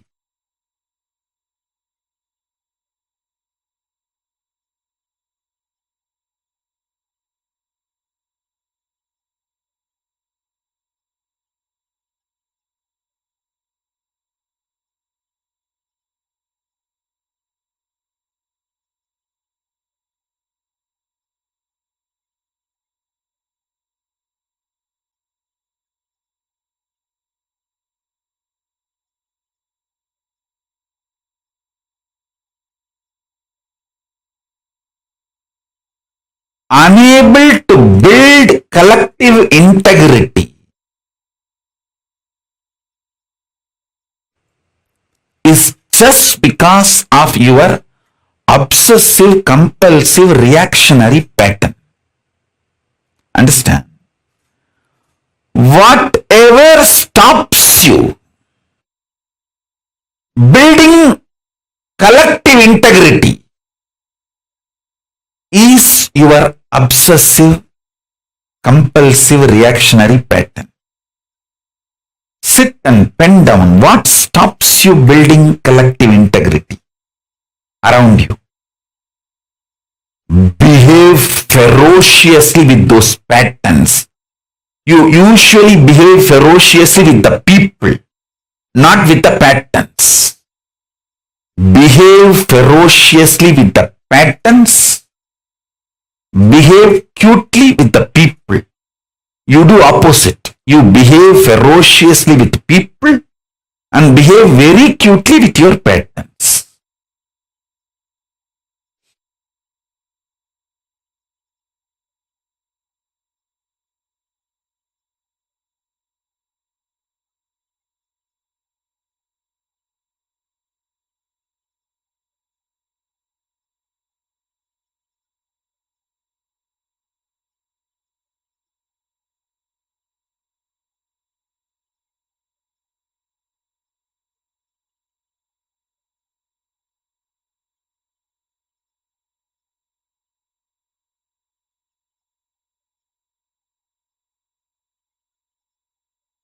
Every time you behave ferociously with your patterns and break, you manifest at least one power of Paramashiva. Listen.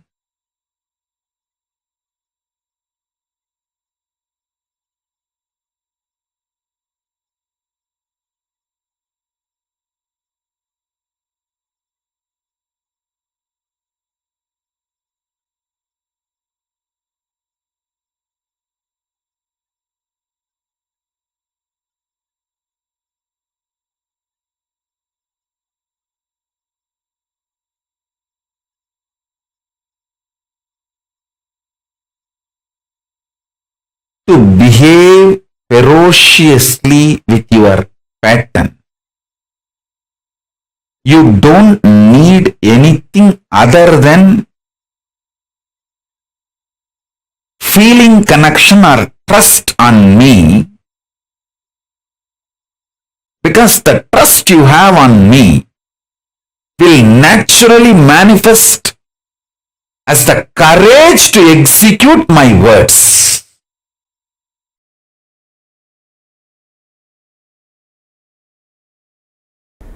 Intense activism, involvement, and deciding to make it happen.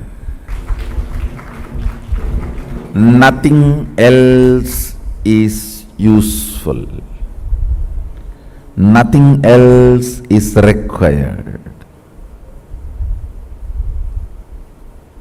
The stamina, energy in the guts to make it happen. Will, persistence.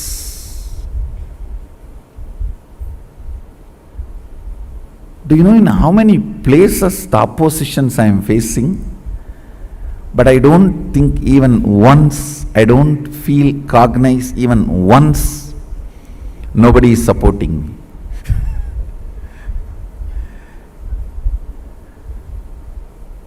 I am very clear because I have taken the responsibility. Sadashiva himself is supporting me.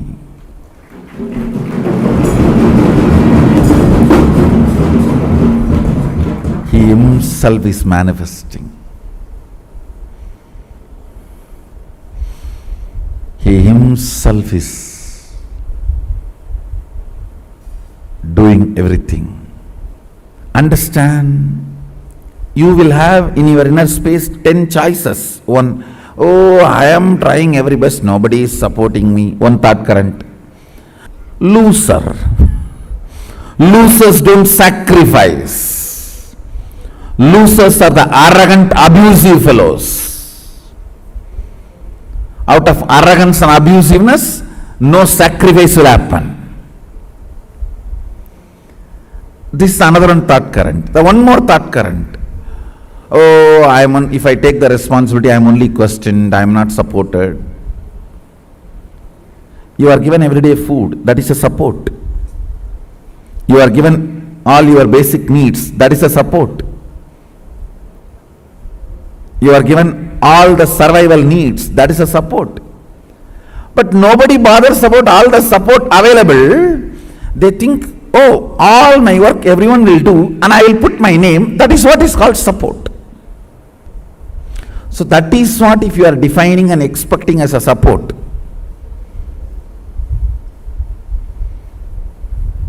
You will have Buddha Ganas taking care of you.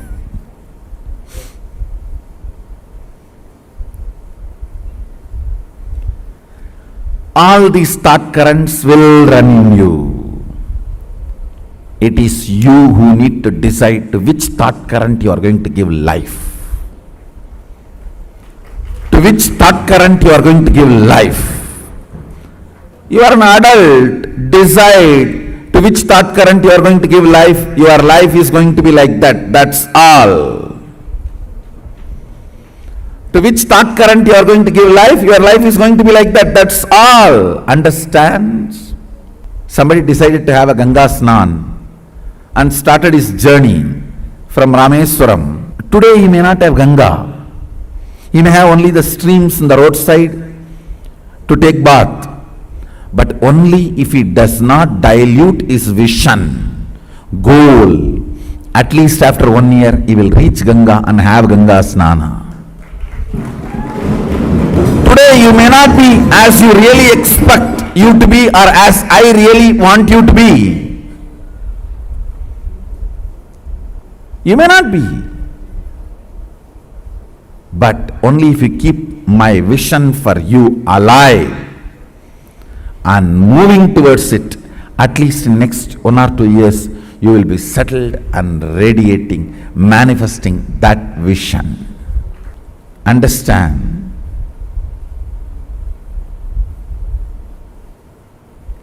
Life happens to you when you decide to make it happen. If you are sitting, let things automatically come. Automatically only one thing will come, that is problems. Life happens to people who consciously decide. That is actually a good news. It comes to you only the way consciously you decide. Means what? You develop, you decide, you design. That's such a good relieving news. So I know there will not be any unexpected problems. That's a freedom.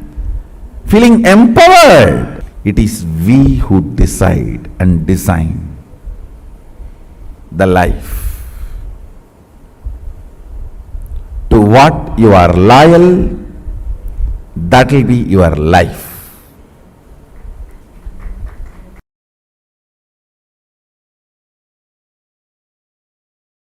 Dhyana means Tailadhara Patra.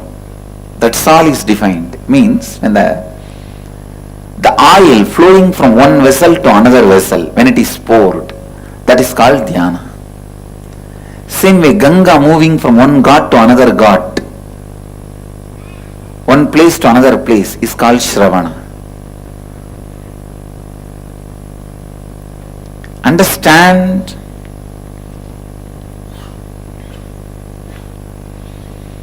Shravana, listening, is one of the most powerful process to achieve completion. Most powerful process to achieve completion. When no one stands by you, completion can stand by you. When no one listens to you, listening will listen to you. Develop this habit of listening. You having the habit of listening itself will be such powerful friend to yourself. Please understand. You can develop a best friend for yourself through the habit of listening. Your habit of listening can be an amazing friend for you in all your difficult times. You don't need somebody else listening you. Your habit of listening is enough. It can be an amazing friend.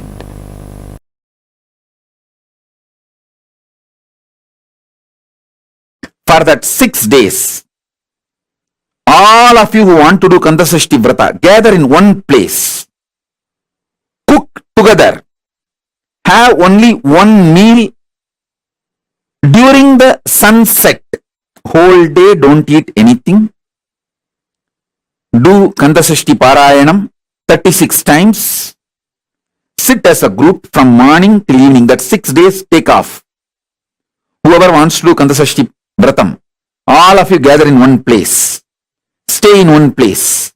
Rent a place and stay in one place. From morning till evening, do 36 times Kandasashti Vrata. Means Kandasashti Parayanam, Kandasashti Kavacham chanting. And evening, before the sunset, have only one meal. All of you cook together, work together, cook, offer it to Subramanya, and eat before going to bed. Late night, do Rudrabhishekam. Listen, in Hindu tradition, in Agamas, Doing Rudrabhishekam to Subramanya is tradition. Night is the time the third eye of the Paramashiva opened up for the Subramanya to manifest. So night time do Rudrabhishekam. After the sunset, do the Rudrabhishekam to Subramanya.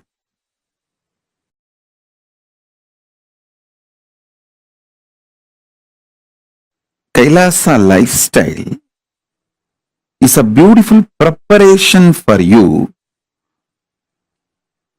to live comfortably in the higher planes, vertical time zones. When you go there, you won't feel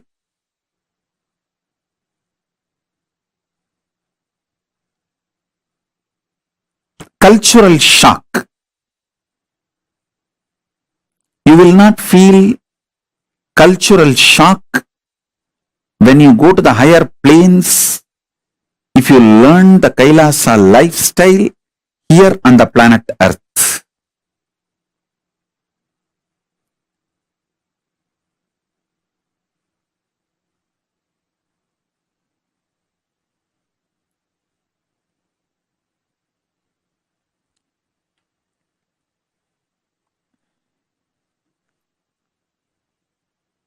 We just need some of the dedicated people. You see, you don't need cunningness, strategy to make Kailasa. You just need Tyagis, dedicated people who have a conscious stamina, will, persistence, making it happen. Will stay strong and make it happen, like Arishchandra, Satyavati, the Savitri, Satyavan Savitri.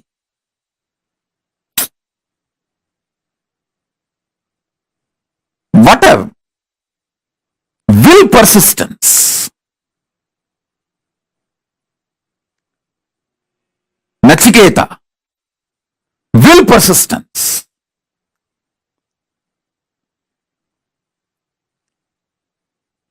A child fasting for 2.5 days without food and water is equivalent to an adult fasting for 2.5 years.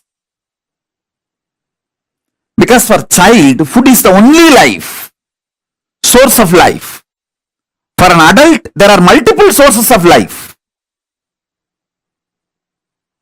His body has evolved to use multiple things as source of life. But for a child, food is the only source of life. And a child, Nachiketa, fasting for 2.5 days is equivalent to an adult fasting for 2.5 years with a will, persistence. Satyavan Savitri, Nachiketa, Arishchandra,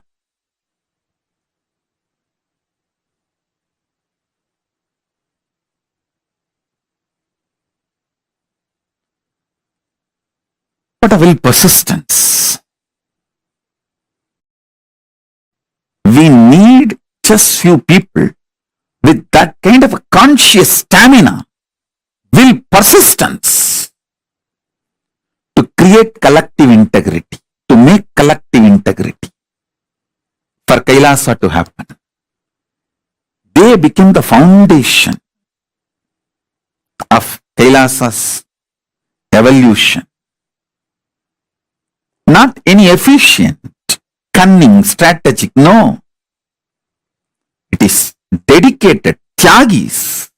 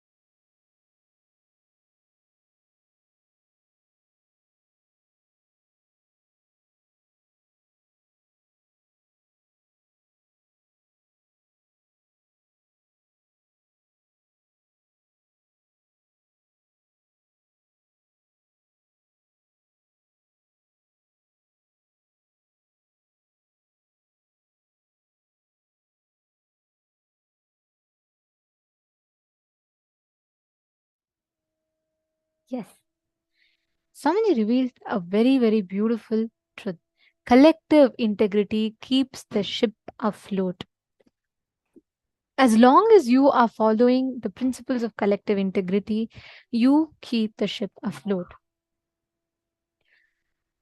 Without following the principle of collective integrity, it is like you are losing on the main principle of what keeps the whole thing running. Collective integrity is something that all of us need. Like Swamiji gave like a proper analogy. The sailor of the ship cannot say, I did my job properly. The engineer didn't do, the maintenance guy didn't do. So there's a hole in the ship. If the ship sinks, even he also sinks. If we do not maintain the ecosystem around us, it is nearly impossible to live the experience of Paramashivoham. It is highly important that you are able to inspire your whole group, the people around you, to live, apply these sciences in their daily lives. So, without applying the science of collective integrity, it is absolutely of no use. I mean, it's like really impossible for us to experience any breakthroughs in life. So, collective integrity keeps the ship afloat. This is the basic principle because today is the 21st day and you're all going to go back out there and you are going to be living these principles with your family members, with your friends, with all of them. So, it is very important that we understand the science. Why is collective integrity so important?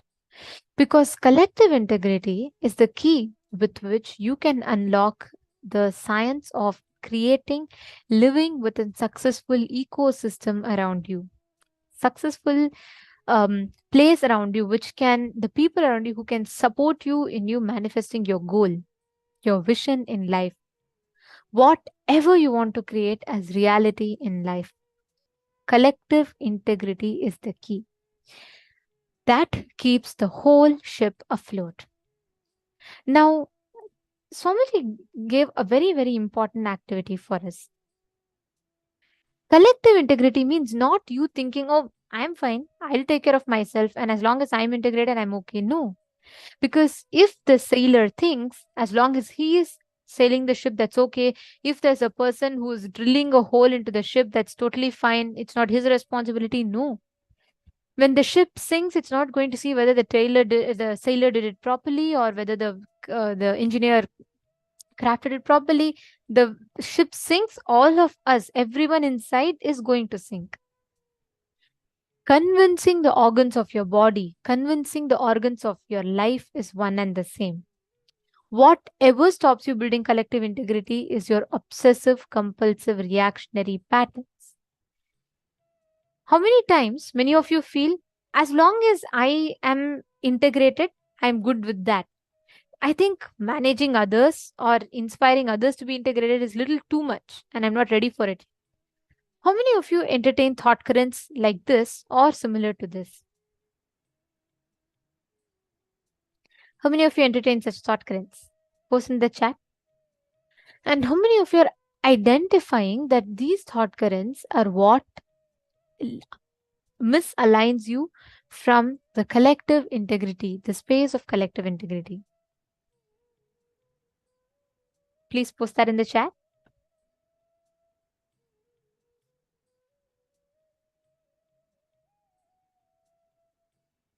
Beautiful.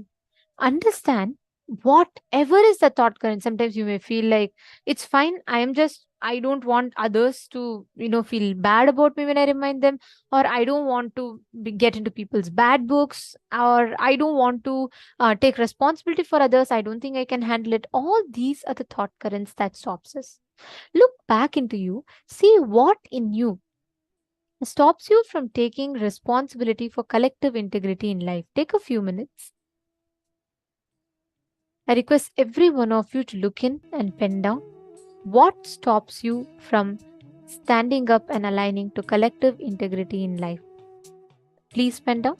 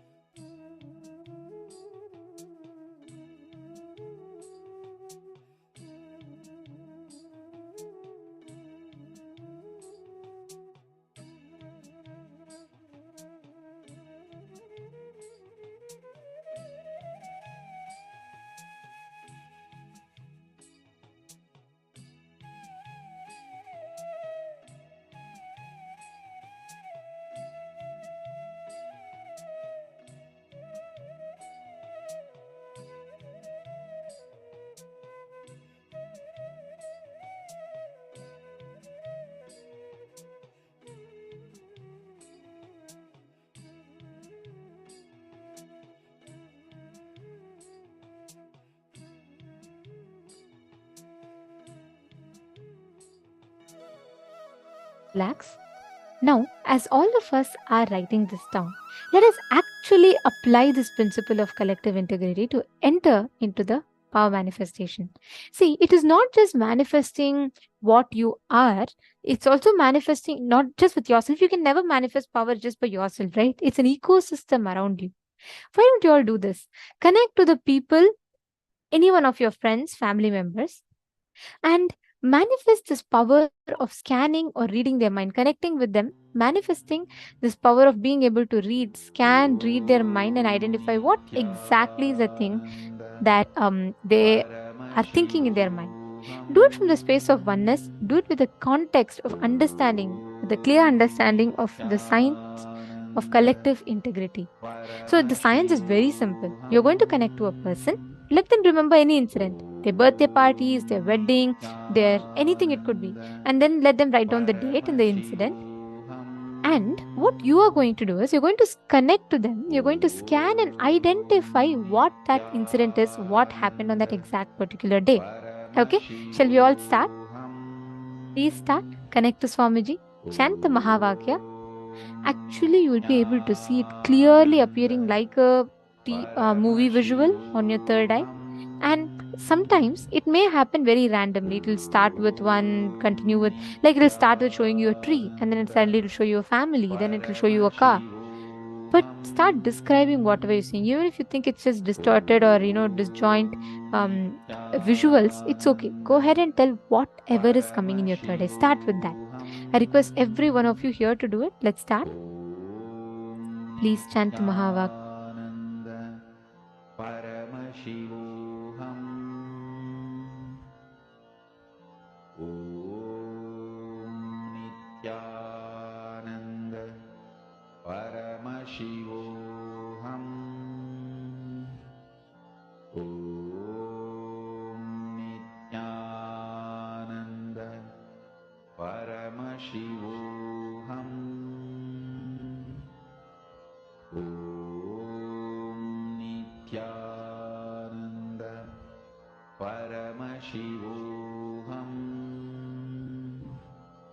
Om Nithyananda Paramashivoham. Om Nithyananda Paramashivoham. Om Nithyananda Paramashivoham. Om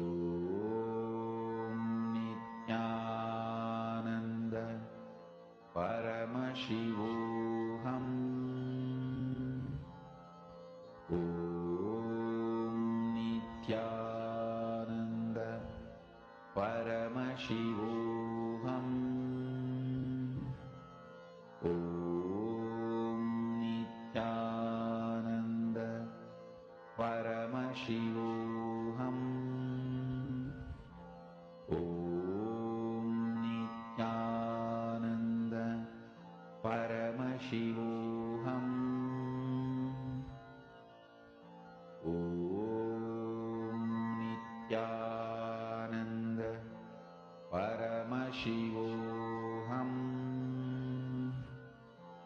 Om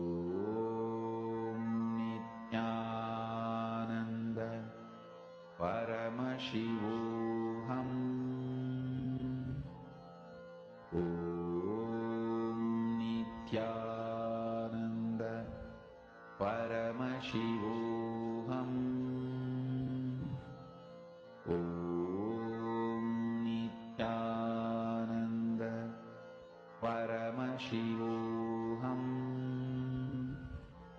Om Nithyananda Paramashivoham.